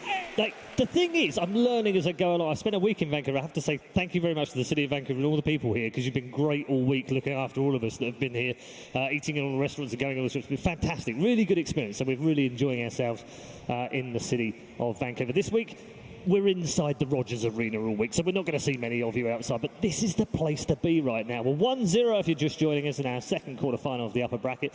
Our gents are back on the panel once more. We've got 2 former TI players and a veteran of the TI broadcast alongside with Gods, Black and Fogged. What? I was expecting you to flame us right afterwards. Come on now. Trying to be nice, eh? Yours is too much emphasis. Oh, is it? I feel like this is very hidden. I'm learning. You don't even notice it. I'm trying to learn. It's a lovely country. I do like this place a lot. Anyway, we're heading to game number 2. You said this is going to be a 3-game series. Like, even before the series started, has anything in that first game persuaded you differently? Just the draft in particular. I think LGD's draft overall just looked way stronger than LGD's. All right, sorry. LGD's looked stronger than VP's. Yeah. But I think... I really thought VP would be hiding stuff, right? Like I was talking about before from the group stages, and this came out, and that I saw the same stuff kind of that I saw from group stages from VP. So I'm a little scared, but I still think we'll have 3 games. Yeah, it's interesting, isn't it? As the players do make their way back to the main stage and enter their booths for game number 2. Black, VP stick with what they know. I mean, they've got such a wide range of styles of play, not just wide range of styles of heroes that they play. I think they just had a minor slip up in the draft that made it very unfavorable for them. But I still believe in that game they actually showed the better Dota. Yeah. Even with an inferior lineup, they outplayed them a lot and almost managed to win the game. So I think if they keep playing like that, both teams, I have to favor VP. Yeah, I mean, Gods, do you agree with that? Do you feel like, had they had a slightly better draft, it would have led to a Virtus.pro victory? Yeah, I think for majority of that game they played better, but the key part of LG's draft was the ease of execution. They had more room for error. That's the nature of their draft strat, whereas VP, playing with their draft, had to play perfectly, and they couldn't quite do that. I'm kind of concerned for VP. I don't know if I share the same, willingness to believe in VP, because this is a team that historically has not done well at TI. It's kind of the monkey on their back. They've dominated throughout the year. Even last TI, they came in as one of maybe the top 2, top 3 teams and had a disappointing TI. I'm worried. They look pretty defeated with the way they lost that game. You could see it on Solo's face, and I got to imagine the nerves are getting to these guys. Yeah, when you talk about curses and also, I don't know if I necessarily believe in the curses side of things, but there are some organisations who just don't seem to do well in certain tournaments, and Virtus.pro and TI is not a combination that has gone well together over the years. They've had 3 previous appearances here. 2013, they were 13th and 16th. Obviously, a very different lineup to the one that we have now. 5th and 6th in 2015 with what we call the real first iteration of the team. And this second iteration, 5th, 6th last year as well. That's not a good record for a legendary team and a legendary organisation that is used to winning tournaments. Yeah, I don't know. It just seems like this one is just TI changes something up. Maybe playing in this side of the map, right? Instead of playing in the usual areas where they're winning all the rest of the tournaments in Europe and China, now they come to North America and they can't take it. But they win a lot of summits. This is true. That kind of knocks out everything I just said. But all right, well, we'll move swiftly on. They can fix that in post. It's fine. We can fix that in the edit. Is there anything to these curses? I mean, we're talking about it's an even year, so China have got to win this one, and all those kind of things. The streaks. Is there anything to it? Is it, or is it just all part of the scene? I think it's part of the fun, but there's maybe a small little bit to it. Right. It's particularly with some countries, there is a bit of pride and national pride to it. So for China particularly, it's like they lose one year, they want to be that much more motivated to win it next year. And then I think there's some players who, had that curse. Ortiz, a good example. He's an amazing skilled player, but doesn't always play the same game at TI. I think there's other examples you can look at where often the pressure will get to them. Yeah, a Canadian on home soil, nonetheless, here as well, and a man without a TI title to his name. I think there's plenty of pressure on his shoulders, although I'm sure he'll cope with them fine. From LGD's point of view, they're going to look back on that first game, and that's going to give them a bit more confidence, isn't it? And they look back at it and they think, yeah, we thought we had the measure of them. That just confirmed we can beat them. I think they definitely know they can beat them, but they have to really fine-tune their play. They made a lot of unnecessary mistakes that looked kind of like they were just overconfident, honestly. They just run in one by one and just give away their advantage. Like, if they have an even draft, they cannot do this. They cannot afford to do that. So I hope they just, shape up their play next game. Yeah, they've played very well together, haven't they, throughout the group stages? And I think we saw that towards the end of the season and in the DPC as well. Have you seen that in that first game? Is it continuing to feel like they're grouping up well, that they're actually listening to what each player's telling them? Yeah, I do think that they are listening. I just think, like Black said, I think a big thing for LGD is overconfidence. Because I got to do a bunch of the group stage games. Is when they had like a 12 to 15 gold lead, 12 to 15k gold lead. That's when they really started goofing around. To be honest, I saw maybe like kind of worry for them, don't you? In those situations, you're like, they're not like the VP when they're playing with their food. You kind of. It's an inevitability they're going to win the game, right? It looks like a little bit more of the individual play. It does. It makes you worry a little bit for them, doesn't it? Yeah. So they need to crispen that up. I do think that, they can't make those type of mistakes if they don't have this strong of a draft. Okay. Talking about that draft, I think we're going to start this game right now, so we'll get some thoughts from you in just a moment. But ladies and gentlemen, let's get into it. Game number 2. PSG.LGD versus Virtus.pro. PSG.LGD's turn to Game 2. Okay then, game number 2, all on the line for Virtus.pro. They want to stay in this upper bracket. They want to face Team Liquid in the next round. Well, they'd like to play someone else, I'm sure, but they have to play Liquid if they want to go through to the semi-finals of the upper bracket. It does guarantee, the winner of this series is guaranteed a top 6 finish at the International. And PSG.LGD are just one game away from doing that as we get into our second draft of this quarterfinal. The chatter is already coming out in my ears. Of course. I love it. That was Pasha. Pasha or Roger, they usually do it in 2. And the fact that we know exactly what it's fantastic. Here we go then. Into the draft of the early bans. I think we can. I don't think those ones at the bottom are actually banned. No, I think you can ignore the bottom 2 on the right-hand side of the screen. That's legacy draft from the last one, so you can ignore those. So Tiny gets banned by VP this time, and Venge and Mirana are still left. So is the Drow Ranger. They valued Tiny really highly. Then they first picked it, and now they banned it. I think maybe it was that here. There's a Weaver picked. I think LGD's Tiny is really, really good. I think Somnus and Chalice have been beasts on the hero. So I think that might be why they're giving them respect, and that's why they took it in the last game. Weaver first pick. I don't know how sold I am on that. They take Venge right after then, right? Yeah, they should. Makes a lot of sense. Tell you what's interesting is there's no Necro ban. And the only reason I bring that up is because Virtus.pro banned it 14 times in the group stage out of 16 games. I think they're getting more used to it. Like we saw even last game, they didn't ban it. They didn't ban it at all. It got 3rd pick, so it seems to be lower in priority than it used to be. Teams are getting more used to versing it. There's a lot more counters that are being figured out. We saw some Shadow Demons against it. We saw some Bench before us getting banned was being played against it. Even Spirit Vessel. Been a bit of silencer action. We've seen some of this already. Amazing hero versus Bane. Every time he grips anyone, you just global silence, and the hero is practically useless in teamfights after that. You also can't triple leap. If you get the last word on you, you pop your 1 leap, and you're silenced. You actually can't pop the further ones. It's a really obnoxious hero to play Mirana versus in most situations, and it complements really well with Weaver because you can just you skitter into the fight, you pop your global with the bugs, and that's where the minus armor starts kicking in right away. But it's honestly just silence. So like almost every hero in the game hates playing against the stupid curse and the last word. It's like just so annoying. And I think in this tournament it actually has become like a first ban and the first pick as well. Very underrated aspect. You actually get the vision with the last word too. So often, like you're ganking this hero like in the side lane, you know they're going to play around the trees in the fog. Well, you see exactly where they're going when you get it on them. It's flying vision, right? Or is it? It's like trap-ish vision. It's kind of. I think it's just like an AOE vision around it. I don't know if it's flying. I'm entirely sure you don't. Might be. You could be right. Might be. I mean, that's. Yeah, not too sure about that one. So they go for the Bane again though on VP, but they do open Mirana. They ban out the Drow this time. Yeah. I think Drow in general is just very good against the Bane, and like picking it into a Drow is always a very risky in my opinion. So this game should be way better for him, and of course they have the Mirana combo, sleep into arrow. Yeah. Pretty much kills either of those 2 heroes right now. What did they face is Void. Of course the Weaver counter number 1 for me. Like there's no better hero against Weaver, in my opinion. Agreed. Like every time you chrono him, he's dead. You just remove the mobility out of the aspect of the hero, which is everything. Yeah.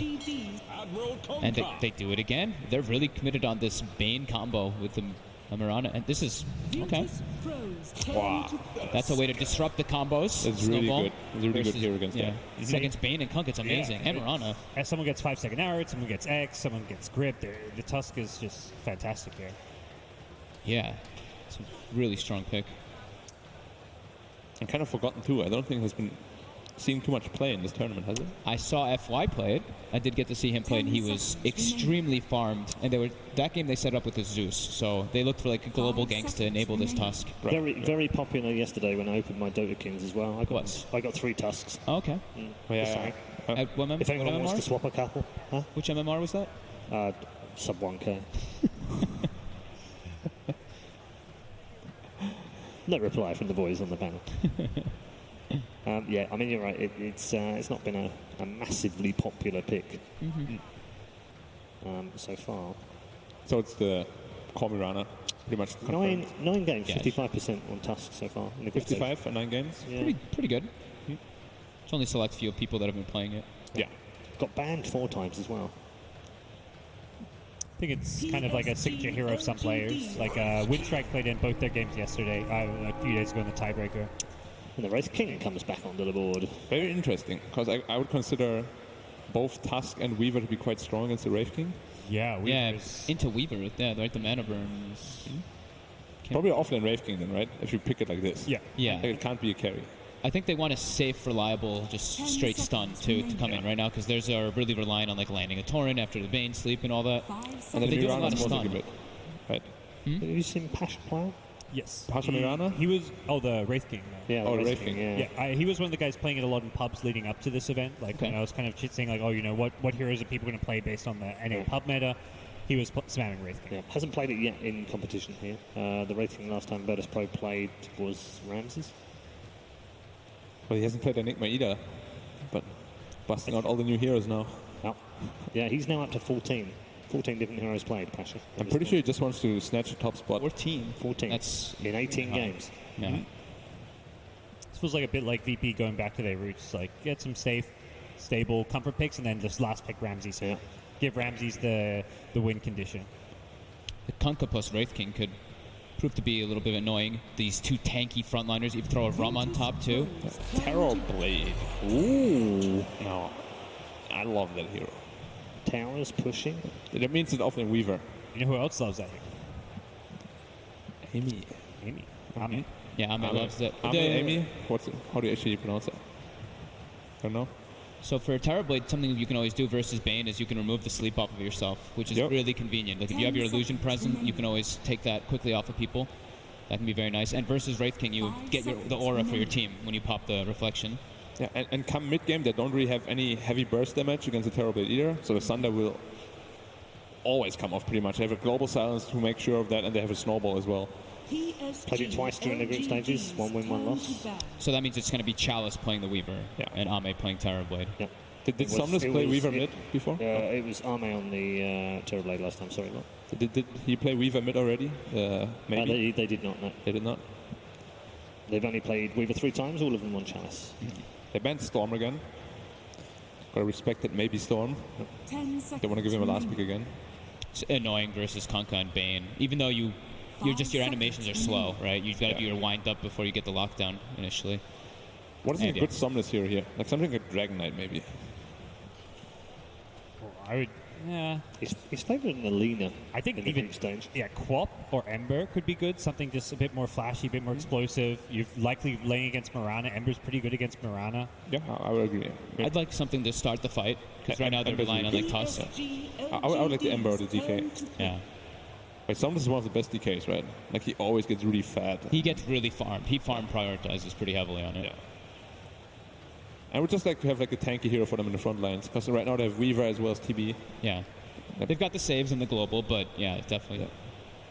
Especially because we assume this Weaver will go Aghanims too. Because I think Chalice has done like Diffusal Aghanims most of his games. Yeah.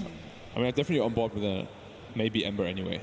His Ember is just amazing. Do you know what he hasn't played in the group stage? Is an Invoker, which I find quite surprising, because a number of the mids have experimented through the group stage. Man, we hoped for it too. We were casting a game that like one of the games that didn't matter so much depending on what they do have in the brackets, and they didn't bust it out. No, he picked Tween of Pain. We were like, oh, come on, man. Well, that's also one of his signature heroes as well. And it is Lena. Okay, yeah, they go back for that. It's the most popular picked mid-4 maybe in the group stage. It's just a bit scary if you go up against the Mirana and any rotation comes in, you pretty much just die. Like X mark into area dead, sleep into area dead. That's why I would have liked to see the DK. But I'm pretty sure the Tusk will just play around mid lane then and just protect them. Mm-hmm.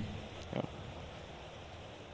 So what are they going to pick for Ramses? It also, this gives them, they've got like this nice like tower siege too that can also benefit off the bugs from the Weaver. Lina is this mixed damage dealer with the Terrorblade. He's a very, very hybrid hero. Now we have a lot of problems to solve for VP. What is it going to be for Ramses? Yeah, it's like there's TP got picked up, which you have no counter for, but there's also Alina, who could have a Weaver too. Got to solve a lot of problems. Yeah. That last we got to make up for a lot of weaknesses right now. And when it's like your carry positions to make up for problems, it tends to lead to, you know, you're in a tough position in the draft. Yeah. Usually what you want to have when you have last pick, you want to have a very well-rounded lineup, and then your last pick is just like wins you the game. But I can't really see one particular hero right now that really does that. Is that Brood banned out? Yeah, first phase. They can be flexible because there was actually a Tinker last ban, so theoretically Wraith King could go safe lane, Mirana could go off lane. Yeah. It doesn't have to be a Ramsey safe lane hero. That's true. Yeah, very true. A lot of time being taken over this final one. On Alchemist. Okay. That makes some sense. So it's a safe Alchemist lane. to finish our draft off. Okay. Our heroes are known, and it's time to get the thoughts of Mr. BSJ, who's joined us on the panel. Sir. I'm back for game number 2 here, and it feels like the whole time I saw these 4 picks, they needed a win condition for the side of VP. You guys are mentioning it, and Alchemist is a hero that struggles against Terrorblade in the mid to late game because of the sheer damage output that he provides, but Terrorblade's a hero that I feel like has been struggling in the laning stage and just doesn't quite get off the start he used to. And so I'm honestly leaning towards VP's draft this time. I feel like they have 4 space makers, they have incredible ag scepters if they manage to get to that point in the game. And there's just going to be this race to collapse on this Alchemist farm in the mid lane. And I don't think that LGD is going to be able to shut him down. And we saw what happened in the first series today when you have an Alchemist that gets absolutely free farm. Do you think the Reflection's going to solve the Alchemist problem at all, though? It solves it mid to late game, but if you just come with 6 items, 25, 30 minutes into the game, Terrorblade does not dish out enough damage, and he doesn't have the level 20 yet. So it just doesn't threaten the Alchemist. And I think that if they can manage to get past that stage in the game, LGD will take it, but I'm going for VP. All right, thank you very much, Mr. BSJ. Let's head over to our commentary team for game number 2. Thank you so much, Paul, and the wonderful BSJ as well. Can't leave him out at all. But we know what the win conditions are. We know what the heroes are. After last game, you gotta kind of wonder, though, what's the mindset at right now for VP? This is crazy, Trent. Yeah, where are you at mentally? I think near the end of that draft, too, you could see just how much time in that last pick and how it really looked like it had to be some sort of safe lane hero. But when I think of Ramses, like, saving a game, I look towards that Faceless Void. It had been banned out. Maybe something like the Spectre. Oh, that's banned out, too. It seemed like LGD had a very good read on the draft. Yeah, and it is going to be no one playing it this time around. He put up his hood in the middle of the draft and decided, all right, this is what we're going to be running out here this time around. He wants to do the taunts, wants to feel good about himself. And they are, again, going to make that move that we saw last time down to the bottom side. See if they can find themselves a kill, possibly. Yeah, with those Ramses heroes removed, it just means he has to go back to the Wraith King. I think, if you guys remember, at the Super Major, I believe there was some talk to Solo about Wraith King. I'm just like, when do you pick it? And never. Wait a minute, though. They found Ame right at the start, but there's a lot of bugs. There is going to be cut off from the rest of his team, and all alone, the King is taken down. Well, Canada is north of the wall, but he was on the wrong side of it this time. Oh, no. 30 seconds. Well, you take a look at it now, and you know, not necessarily the way you want to start. Not the end of the world, though. I think that's one that you can kind of brush off, possibly.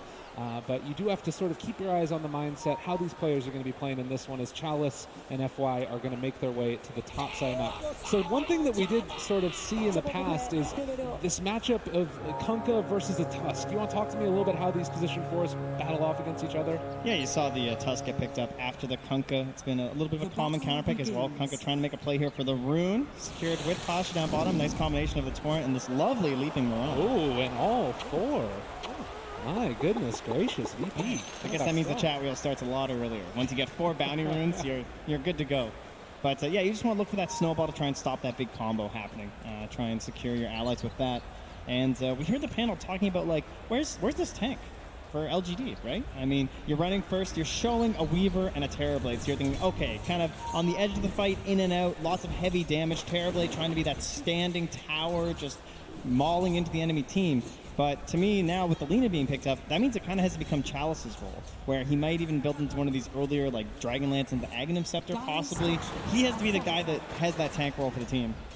as we just see Solo TP out of that danger up in the top side. So, yeah, we'll see if he's going to be able to get into that those items that keep that Weaver that much more survivable.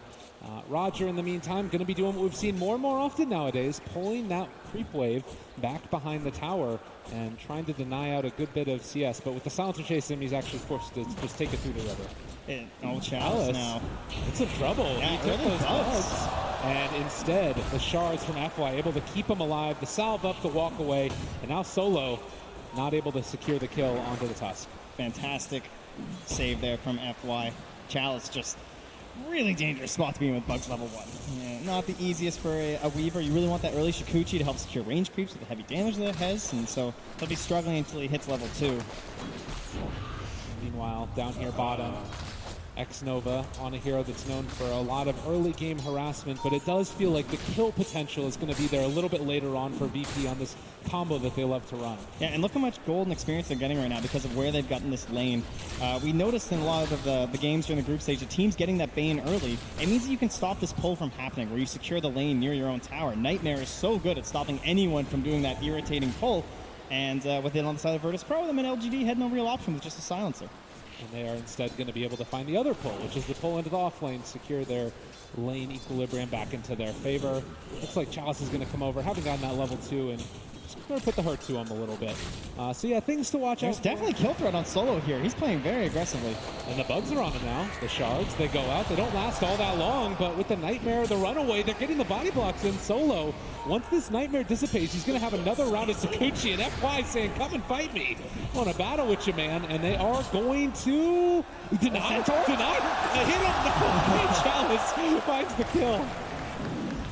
My heart's beating a little fast after that one. Yeah, when you're playing this Bane, you're trying to get trades going. You want to be very active in the lane versus your opponents, trying to abuse your brain sap, but clearly Solo just got a little bit too ahead of himself there. But it was a little bit of space for an unharassed Ramses to farm under the tower. As they'll try and put the zombies onto the Weaver. Doesn't really work that well with the snowball on him, and instead they're going to turn the damage back onto Ramses. The minus armor and the punches, they go out another Nightmare, but trading it over. Chalice also in the area, but the crit comes from Ramses. Get off me! Well, the crit wasn't very effective on the bug on him, but on the bug skittering around, much better. It's just one of those things with the Weaver, you know, not a ton of HP, a lot of survivability in other ways. The silence, so it won't hit onto the torrent, and that means there's no arrow either. Nice play by X-Nova. Yeah, it's still just laying into Roger here. Is Roger living? Oh, yeah, he's going to TP away. And the punch, he got him! X-Nova not giving up on the play. That puts him now at 4 stolen imp. He runs right back into Pasha. He's rotated on over, trying to secure that 4-minute bounty rune. Or, sorry, 4-minute rune in the river. And looks like he will get it. Is that the new mount as well? Super pretty. But Pasha will pick up the illusion and leap away from trouble. Going to TP out of there as well. 2 heroes forced to use this TP in the bottom lane. And yeah, now what he's hoping for. And yeah, you can see here the replay of our beautiful crit here. The bug on top, yeah, gives it a little crit, but that bug shakes it off pretty well. Chalice, unfortunately, will do the same thing. Solo just constantly harassing through the entire fight with the Nightmare, kind of controlling up this Weaver, and boom, 200 damage. Felt pretty good about that one. Oh, look at the smile. Oh, no one in trouble here. Back in the game with the sun now going. Turning now on to Somnus. They pull the snowball in further forward. Can they get alive? No. Somnus gets the kill on no one. That's great. Yeah, excellent initiation from FY there. The way that he doesn't just go in with the snowball and use the shards at the same time. He's spacing out his spells there, waits until the concoction's being used, and then he can kind of play around that with the snowball, which is, honestly, even though the alpha was picked after, it's a very telegraphed stun, so it can be very handy to have a Tusk on your team versus it, especially with how important it is now where you go for this Radiance, then straight into the Blink on the Alchemist to try and be active with that cooldown talent. FY on the snowball onto Solo, needs to be careful. The Fairy Fire's there. They bring in another, and this might be some more damage. The Nightmare, the punches. FY is dead. They traded over the Nightmare, actually. Now Solo able to retreat. Chalice still chasing. Somnus has Laguna Blade. This should be a very easy pickup for them, but they lost Solo. Yeah, long rotation for the Lina, though, so no one is just getting a little bit of room here to get level 6 for himself after this catapult. And he's even just going to run away, just staying in range, a little bit worried about any rotations here with that Laguna Blade being there. He does get level 6 with that Cowardly as well. Has the Radiance eyed up for himself. And now 5-2. Still very even. It was looking really good for LGD, but a couple of solid moves, those rotations from the Bane have put them back on a solid footing. Yeah, pretty serious XP lead for the side of LGD, though. It's getting up. It's about 1K at the moment right now. Pasha just got into level 4 versus the level 6 Terrorblade, so not a lot of threat on Ame here. He's still holding the point in case he gets ganked for the potential Sunder. Ramses. And likewise also holding 6. Not wanting to make that play yet. Roger's going to get ran away yet again, and the shards block off. Nice play there from FY. Where did this guy come from? All right, apparently he didn't know he was there. The arrow from Marana, though, is going to keep Roger alive, just helping out a teammate. Step lively now. Good save there, but FY did get down some very deep vision. With the angle he returned back towards Roger, they might go scouting for that, but it's a pretty hidden ward. It's not in the typical deboarding area near the shrine. Late strike rate connecting there onto no one. Threatening the kill always with that huge amount of burst damage that you've got on the Lina if no one's stuck around for too long. But he's just going to head off, farm up the jungle. This is what the Alchemist wants to do, and we'll see if any heroes try to rotate to take over mid. It looks like, though, FY is going to come and contest his farm in the jungle here. This is not what an Alchemist wants, and Somnus has a haste turn as well. They spot out no one. In trouble here as he does have his stun. Laguna Blade, everything thrown out. He turns the stun back around. Ramsey shows up now, throws out the Wraithfire Blast. They have the X as well and a follow-up Torrent. This might end up being a death maybe.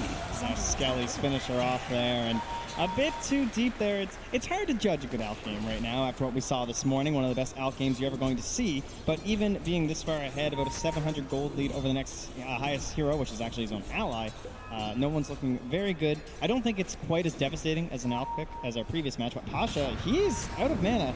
Trying to leap away. FY again, just back here behind enemy lines over and over. He keeps finding, if not just annoying somebody, then finding kills. Completely owning this side of the map, and Roger just not really having the same impact right now. Sitting under a ward, just trying to help with some double stacks here for his Alchemist. Nice cute play here, but FY is going to ruin it by running up here, and that's going to secure the fact that there's definitely a ward there. Yeah. We also saw Solo for a little while farming Ancients on the Bane with the bugs on him. Their Skeleton's still sticking around. So he's getting whatever value out of the map is at all possible right here by VP.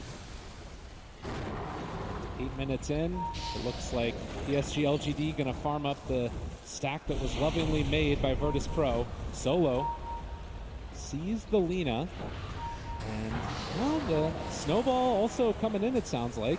Over towards the side, they find themselves a catch here onto the Kunkka. He's so far behind, he's gonna lose more in. This is hard on a strength roamer like this. Now 8 stolen for X-Nova, oh no! The Nightmare Dodge. Is it going to keep him alive? Or are they going to be able to find the kill, rather? This Invis rune. They're turning it back around. Solo maybe in trouble. They try and smoke to run away, but the crit is there. Ramsey's able to turn this one. Chaos in the jungle as they're going to be able to find themselves Solo, and FY just trying to run away, but there is going to be an X, and it looks like they're going to be able to take down FY's Maybe, Tusk. Though. Also caught at the Roche Pit trying to run. I mean, he's still getting away from them for the moment. The punches are coming. FY making a lot of space, and eventually the snowball continuing to make sense. Are you kidding me? FY, surely not. All right, he gets brought down in the end. Just narrowly getting the vision. He's making him work for it. This is a very brawly game number 2. It feels like there's little tiny skirmishes happening all around the map. Yeah, LGD are doing a great job of putting this pressure on the Alchemist territory. It's not a total free farm right now. He's not just getting away with everything, whereas Ame kind of is. He hasn't had to be involved very much at all. He's just been down this bottom lane, going between the lane, back to the jungle, and even though he's 1,000 gold behind an Alchemist, that's an Alchemist, you know. He needs a little bit more. Enzi's getting very low, but does manage to escape. Caught there in the Moonlight Shadow. Chalice still trying to push a little bit. It looks like Roger is going to be able to get this rune, but there is a Sentry Ward. And now with Moonlight Shadow wearing off, Roger going to be ran at by this Tusk. There's also a Nightmare on the other side on the Terrorblade. I'm sure if X-Nova had a TP, he would be here right now to steal this, but unfortunately he doesn't have one. Torrent comes out. They also find another kill onto Pasha's. Chalice is going to secure this finish onto Roger. He's still trying to run away. Sakuchi to chase, and the punch. And they killed Pasha way deep. up near the tier 2. He actually went down, chasing him the entire time that they were chasing after FY2. Man, that value ward from the Tusk, it still remained there the entire time. That was an excellent one to get, and they didn't even try a D ward even after the play from FY to come and stop the stack happening from that camp right there. So VP just, a lot of the support's been playing from the top half too. So like there's not an opportunity for Solo to get down here and go for those D wards, and at this point, you don't really want to spend 100 gold of your sentry to then miss the ward. And that ward is actually just spotted. That's sentry. It was pinged out instantaneously. But not quite in range. They might know there's an observer ward now too. Well. Yeah, I can see X-Nova pinging it. He knows there's one in this area. I think he's going to get it. Yeah, very nicely done. Great vision here from PSG.LGD. The warding game, X-Nova, again, the panel talked about it, one of these players that's been brought in and was able to help them secure the great DPC results that's led him to being in this tournament. Still making the plays here on the big stage as we continue to loom closer and closer towards this Alchemist Radiance timing. And stuns thrown out there into FY. He's getting very close and does have the relic already. And Ramsey's also trying to get involved in this game. He's just going straight for the Blink Dagger after the ring. So just getting a little bit of armor on himself, and then with a Blink on him, he'll help secure a couple team fights, hopefully, for the side of Virtus.pro. At least that's what he's thinking. And then that'll allow the Blink Dagger to be constructed on no one. And at that point, it's going to be quite the force just hopping on top of this Terrorblade. Speaking of Terrorblade, him and Chalice are in the area and going to start to put the pressure onto this Tier 1 tower in the mid lane. All of the other Tier 1s having already been secured. LGD wanting to take advantage of this timing before the Alchemist really comes online. It's, you know, a lot of different timings that you need to hit in a game like this, but getting as much done before that out comes online is important. Yeah, it doesn't require a whole lot for that mid tower either. Just the Weaver and the Terrorblade. Maybe just walks into the wave up top, and Ramses is forced to just run away. Doesn't really want to waste his ultimate. And he'll have the Blink Dagger now, so probably a smoke play coming here. In fact, it'll just be a Moonlight Shadow, but it's all around this Weaver. They see Ame as well, able to find him. The Global comes out in response. That boat's still going to hit, but I don't know if they have the follow-up now with the Moonlight Shadow runaway. LGD, limited vision in this area. The Snowball save for the moment away from Ramses, and now chasing forward for more. Somnus is here as well. Chalice doing a good bit of damage. He might end up being brought down. They weren't able to find the kill there on the Wraith King. Solo making space for the rest of his cores to find themselves kills. And it's a bane for a Weaver. You take that every day of the week. Yeah, Ramses. Oh, wait, Ramses.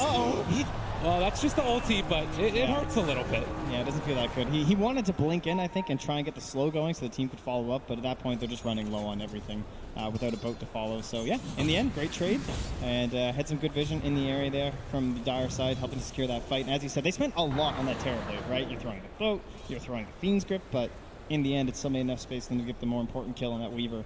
And that's Chalice's role, right, where he has to kind of be this frontline and nuisance. It's a very tactical game right now from PSG.LGD. They don't have this big brawler like a Dragon Knight or something. Just blink in and be targeted down. They have to play very carefully, using the Global Silence to cover for a bit, using the Weaver to try and distract and annoy, and then also using that time lapse for the secondary life on him and the Sunder for the secondary life on the Terrorblade. It's a lot of more, working parts here.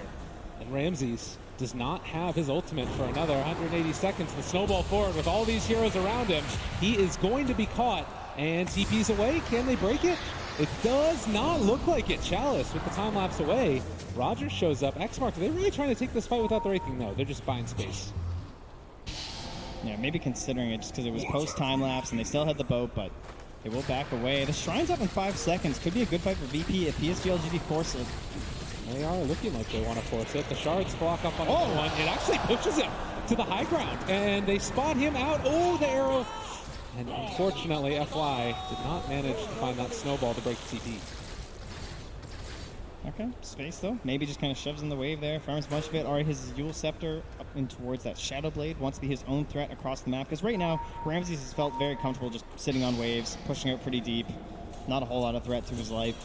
If he goes down once, it's pretty hard for someone like Belina, for example, to kill him a second time. And they're going to smoke right under another ward here from LGD. They find the stun. The boat's going to be there as well. The long duration silence, it's not going to connect. And now the secondary stun hits onto the Alchemist. They're trying to focus down no one. He is starting to drop, but there's the Moonlight Shadow. They have double dust for double the kill. Arrow going to miss. What an incredible game of vision from PSG.LGD. It seems like every single time they can just go in on that bottom lane because the Observer Ward is spotting a Bane and the Night King smoking. You talk about the vision, the sentry's down, ready for that potential gank. Everything, it's always there. Yeah, they just have a complete read on what Virtus.pro are attempting to do in this game, and it means this Alchemist is now just 1,200 gold ahead of a Terrorblade. That is not enough to be feeling comfortable right now for VP. And he is still in the grave for a little while now as Ame continues to loom as a larger and larger threat. The Dota buff win probability was right last time. But, you know, this is a tough one right now for Virtus.pro. How do they get their feet back under them? It's only 3,000 gold. Granted, it's, you know, with an Alchemist on your team, that you're behind that far. What do you do now if you're VP? It's very difficult. They've got a pretty dumb Kunkka who's lost a lot of his int. You know, he's trying his best here, trying to read the instructions, but can't find him on that one. FY, maybe this would be a good start. At least getting a kill onto this tough dust that's just been a thorn in their side. He really has been. Very irritating. So, nice pickup for the side of Virtus.pro. Ramses will dance it off there. But you look at, like, let's say they're going to dodge fights. Ramses went first item Blink Dagger, so he's pretty slow at farm. Only has a ring. He just has to hit some Ancients. At least his DD rune will give him a hand. He needs to get in towards that armlet. And so all of this time for the Terrorblade, it's just this gap that's not supposed to be there. It should be so much larger for no one. And Ame just looks terrifying. It really is just that monster. Well, maybe also getting closer and closer to the Shadow Blade. It does sort of feel like right now it's you would want to be, I guess, continuing to keep the pressure on a little bit with Virtus.pro. I guess that with the Alchemist Radiance now, he can try and just sort of fall back and farm. Is that the play? Well, he looks like that's not going to work. He's actually eyeing up. Instead of that Blink Dagger to try and play aggressive and take fights that we've seen so much from these Radiants, Alchemists, he is to go for that route when you're a little bit behind, and he's going back towards that old Manta style, as he already has the Yasha picked up. And while he's hiding in the trees up top with his Radiance turned off, LGD are taking Roche. Yeah. So I don't think they have quite the same read on this game that LGD do. Man, LGD going to make it happen. They do smoke up now for Virtus.pro, but it might be a little bit too late as Roche is going to fall into the hands of Ame. And if they continue to take this fight, this could turn south very quickly. Yeah, and Solo decides we're going to back up. Reset. Yeah, but Roger's also waiting nearby because he wants to try and find just like one good pick. He is a Kunkka, you know. They can get this very long-range kill, back themselves away. They're going to attempt to do it with a Moonlight Shadow. Doesn't look like there's a sentry here. He's wearing off, but yeah, again, they spot out that this could potentially be coming their direction. They shard the cliff, and then they back away. Bottom tower is under attack. Very, again, disciplined play coming from PSG.LGD. Yeah, and every time you look at this 2K lead, you just have to remember there's an Alchemist on the enemy team. So this is worse than it looks. 18 minutes, the immediate D-ward. Can we say enough about X-Nova's warding? I know. It's unbelievable at this point. Feels like VP cannot get any sort of a foothold on this top half of the map right now. 13-8. And Virtus.pro sending multiple heroes up to the top side. X-Nova still holding on to Global. They're walking right on top of a ward. And they do not realize this as Chalice is ready to chase down if they so desire, but it does look like Solo is going to be left alone.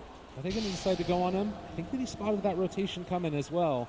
FY in the area. They're going to snowball for this kill and not able to do almost anything. Another, oh, actually not a minus, so he didn't get there in time from X-Nova, but now they can pressure in as 3 here. You have a Terrorblade farming the jungle. You have Alina who just picked up a Shadow Blade coming on the courier. Maybe could try and connect up top with them if they want to rotate down and grab a couple kills. But no real threat right now for LGD. They can just kind of relax here, knowing that they have this Aegis to play around. So buy space for no one. Is that still just the game plan right now for Virtus.pro, if at all possible? At some point, they need to fight, but it looks like Ramsey is set on having that Blade Mail first. Okay. And that could be something that could turn this around, right? There's no BKB yet for the Lina, and maybe he's going to be building into it first because he's starting to see that's really the only option they have to kill him. Much better BKB game than last game for him. Only has the Fiend's Grip this time to worry about. No black holes, and he can take care of things like the Kunkka and the Mirana. Lots of magical damage, as well as what would be thrown back from that Blade Mail. So a Yule Scepter forced out here for Pasha. Some way to deal with this silence, but it means that he can't really go into any sort of damage for himself. And they are going to smoke up here. This time, it won't be directly scouted necessarily. There was an illusion in the area from Ame. Oh, takes that rune. But the arrow's already gone. No follow-up right now either. They realize where all of VP is and not not going to amount to a kill, it looks like. And it looks like they just got all 4 bounty runes here for the side of LGD. Clinical. You definitely need that as an Alpha team. And no one wants to find the stun here onto Chalice. Time lapse. There is still an X that's going to catch him. The global is going to be there. The boat is still going to connect at the end of it. So they find themselves a kill on no one. That's the beginning. Yes, very good to take down Chalice like that and give no one a little bit of gold. So keep those up. They want to keep the ball rolling. They're moving through. Solo has the Nightmare. He finds the correct one. This time we have the arrow, but he stops it. Oh, the trade over with the Manta. Great play, and the snowball save as well. Following for more. Roger is going to die here, it looks like, as they do have the vision to take him down. X-Nova running away. The Dual Scepter dodge still managed to hit there onto X-Nova, who is going to fall. Meanwhile, Gunablade out onto no one, still jumping out of there. They can't get the Sunruff. Up. He still does have the Aegis. Solo found that big kill with the Fiend's Grip. Now coming back up. They will miss with the arrow, and they're chasing forward. They have the snowball.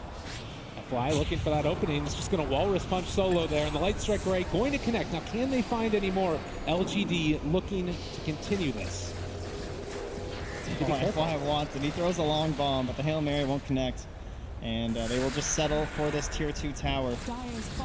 So it looks like with buybacks and everything for the side of the Radiant, relatively even fight, but VP did take down that Aegis. Unfortunately, there was only about a minute left on it anyway. However, it is still just an instance where they're not falling further behind. Only a 3,000 gold lead. 16-10. We're 21 minutes into this one, and what's felt like just a bloodbath. It's continuing to seem like it's going to go that way. Chalice picking up the Diffusal Blade now. Running through mana of the Wraith King. Obviously really important. Make sure he can't get that ultimate off. And going for the BKB next. I mean, around these BKB timings, that's normally where teams try to want to end the game. Is that what they're looking to do for LGD? I think it just makes sense with their lineup because they don't have that traditional frontliner that all 3 of their heroes have to buy this BKB. So it's not necessarily a requirement for going high ground so much as it is a requirement for just not throwing away your lead. Okay. And there's that Blink Dagger now picked up here for no one. So this is where they can try and get aggressive in sync with the Blade Mail. This is the best timing for Virtus.pro. Try and find some good engagements. Solo. Revision. They go with the Nightmare yet again. The Shard's a little bit off the mark that time, and with the rotation coming from Kunkka, they will not commit any more heroes to this gank in the woods. And with Aegis having expired, already been used up in that last fight by Ame, it does feel like PSG.LGD are going to be waiting for the next Roche before they really go for a big team fight. There's the lift up there. Arrow afterwards connects onto the silencer. Diffusal Blade out. No one shows up, wants to take this fight possibly. And they can't even finish the silencer. They're not sure what's happening on the side of LGD, but the reinforcements are actually quite far away. They are showing up though, and X-Nova, all the illusions chasing him, feels pretty bad right now to be a silencer, but wait, he might get out? Is he actually going to be able to walk away from this? Has a TP as well, and now Ramses is kind of in an awkward spot. Do they realize where he's at? The sigil? It spots him out, and Ramses is going to be caught and blocks the Blade Mail, tries to turn this, but it does look like eventually, again, the Wraith King will be found. X-Nova wants that -2. Get over here, buddy. He's sticking around. They bullied him earlier, but they eventually take the kill. 17-10 now, a 4K lead. LGD, are we going to get a second 2-0? Can they keep this going? That's a real question. BP looked pretty defeated after game 1. They've fallen back on an Alchemist. All this pressure on no one. And what was their first foray, really, with the Blink Dagger did not go very successfully. Yeah, I mean, eventually you do talk about like the damage mitigation that comes in from the Radiant's Mischance, all of these things working in consort to try and mess with the Terrorblade, but it just doesn't feel like they're at that point right now to be able to fight against the pressure that's coming. And you see this right here. How many feeling comfortable pressing this far forward while the smoke is going on, and they're looking for him, find him immediately. There's going to be the Yule Scepter. Can they follow it up? Snowball, Walrus Punch. They have the Spirit Vessel. He's not regenning. He's dying. Even throw the ulti to secure, but Pasha still rotates in here. He's all alone. Is he really trying to take this? They actually might be able to make this work, though. The silence is going to be there as well. Pasha's dead from zombies as well. They buy back on the Mirana. X-Nova chasing forward on no HP, but FY is going to be there as well. And there's the Laguna Blade onto the Kunkka. Does not even get to cast his ship as Ramses also being ran at. LGD, what are you doing? You're just tearing at him. They're going for the armor toggle, but it's not enough. They take down the bottom tier 3 tower. Ame can so much space. They actually might be able to kill off this Terrorblade, but is it going to go Sunder, get out it's there? coming. They've got it. No one in trouble. It's dead yet again. LGD running over the corpses of Virtus.pro. I think last game the buybacks weren't there. This time they were for Virtus.pro, but they were not used in the best possible way. And you can hear the adoration from the crowd right now. A huge win right here as they are taking down the first set of barracks 25 minutes into this game. $13,000 gold lead for LGD. Now it's one set of racks versus an Alchemist draft. It's not the end here for Virtus.pro, but a 13k gold lead versus an Alchemist. Things are looking fantastic here for PSG.LGD. They just retreat back. Some real scribbles across the map from Ramsey, as you can see. I think declaring that their half's just not safe. They pick up this Blink Dagger as well on the Tusk now for more of those snowball saves. And I mean, if you're Virtus.pro at this point, like it doesn't really feel like there's a plan B. They're kind of in it right now, and they just have to sort of battle their way out of it, it feels like. Such a clear game plan from PSG.LGD around this Terrorblade. Have you ever really felt like Ame was threatened? Not really. That was the closest he came to dying, and he was versus like 3 heroes. With the rest of his team on the other side of the map, he takes a tier 3 by himself, and then the reinforcements arrive. They have given him so much room here. Again, it does come back to that vision. You just can't ignore it. He always knows what Virtus.pro is up to. Speaking of vision, after Roche respawns, 10 seconds later, LGD are in the pit, starting to take it down for what could potentially be. They have to fight this. There's no choice, but remember, the buybacks are limited for Virtus.pro. None on at all any of the heroes for Virtus.pro. Roger, the only one that's even close. And the arrow's going to go out. It's going to connect on Illusion. Ramsey's now they know there's the Yule Scepter lift up. They do have a global still if they want to use it. Possibly it's going to be dropped down, but they have the Aegis. It's on the Terrorblade, chasing forward for more. They bring down X-Nova low, but he's still not dead. He does finally fall. Can they kill off Roger? It is going to happen. And now can they chase for any more? Ramsey still diving into this one. He goes for the snowball. There's going to be a Fiend's Grip onto the Terrorblade, trying to kill him off. The Blade Mail still going for Ramsey's as they lay into him. And now there's the Reflection coming out as well. They do bring them down one time, but it comes at the cost of the Wraith King's first life as well. Back up, and he's just all on his own. The team is abandoning Ramses. And trying to Armatago's way out of this. It's not going to happen. He does take down Chalice. Not a bad kill there. Solo also being killed off as well, though. And 3 dead. That's the Aegis down. At the very least. Ends up being a relatively even trade across the board there, but once you add in the fact that the Aegis was taken as well as the cheese, they lose the Aegis, but at least they'll get to keep the cheese there on for Ame. Arrow out, no one trying to go for initiation here. This could be good for them, but they can't even kill off the Tusk early. The Reflection just so hard to fight into that Radiance that you just get Roger for free. needs a big play. Oh, and the Manta dodge as well. Not bad from Ame. The boat's going to hit, but nothing else. Yeah, no arrow follow-up, and end up losing a tower as well just to this catapult. Everything going wrong here for Virtus.pro. What more can you really say about LGD this game? They've got the BKB now, trying to go for the Assault Cuirass on the Lina. Getting closer to the Lincoln Sphere as well. One of the main ways that you've seen VP get back into this, at least a little bit when they've been fighting, is a Fiend's Grip onto that Terrorblade. You can take a look at this replay here. Yeah, you can see Ramsey. What a play here by, I can't tell, I believe it was maybe, or just wheels him up in the air. Just grabbed him. Made sure he couldn't initiate before the Aegis steal. At this point, too, going forward through every subsequent fight, they're going to have that Reflection cooldown on the Terrorblade. As they found themselves knowing yet again, there is not an answer in the world for that. That Spirit Vessel is just such a strong counter at this point when you're able to catch up to an Alchemist like this. Can't get into a BKB in time. Still so far right now for Ramsey, or for no one.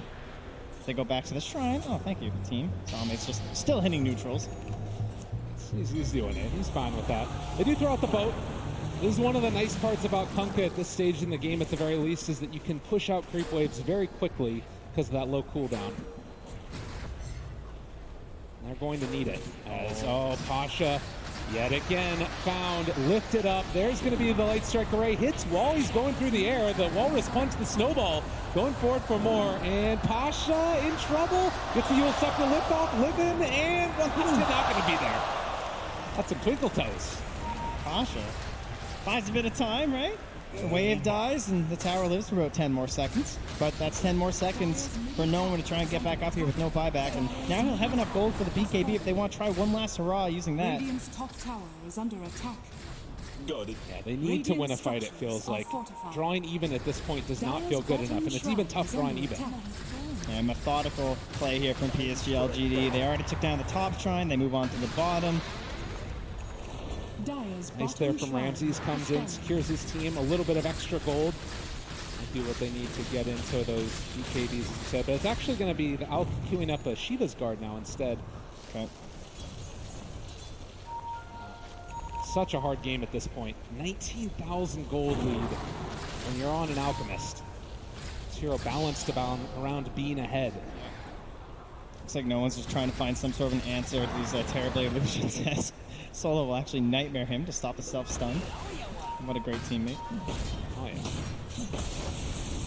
But again, LGD coming into the main event, you know, being able to sustain against the pressure that was coming from VP in game number 1 and then come back with a performance like this in game number 2.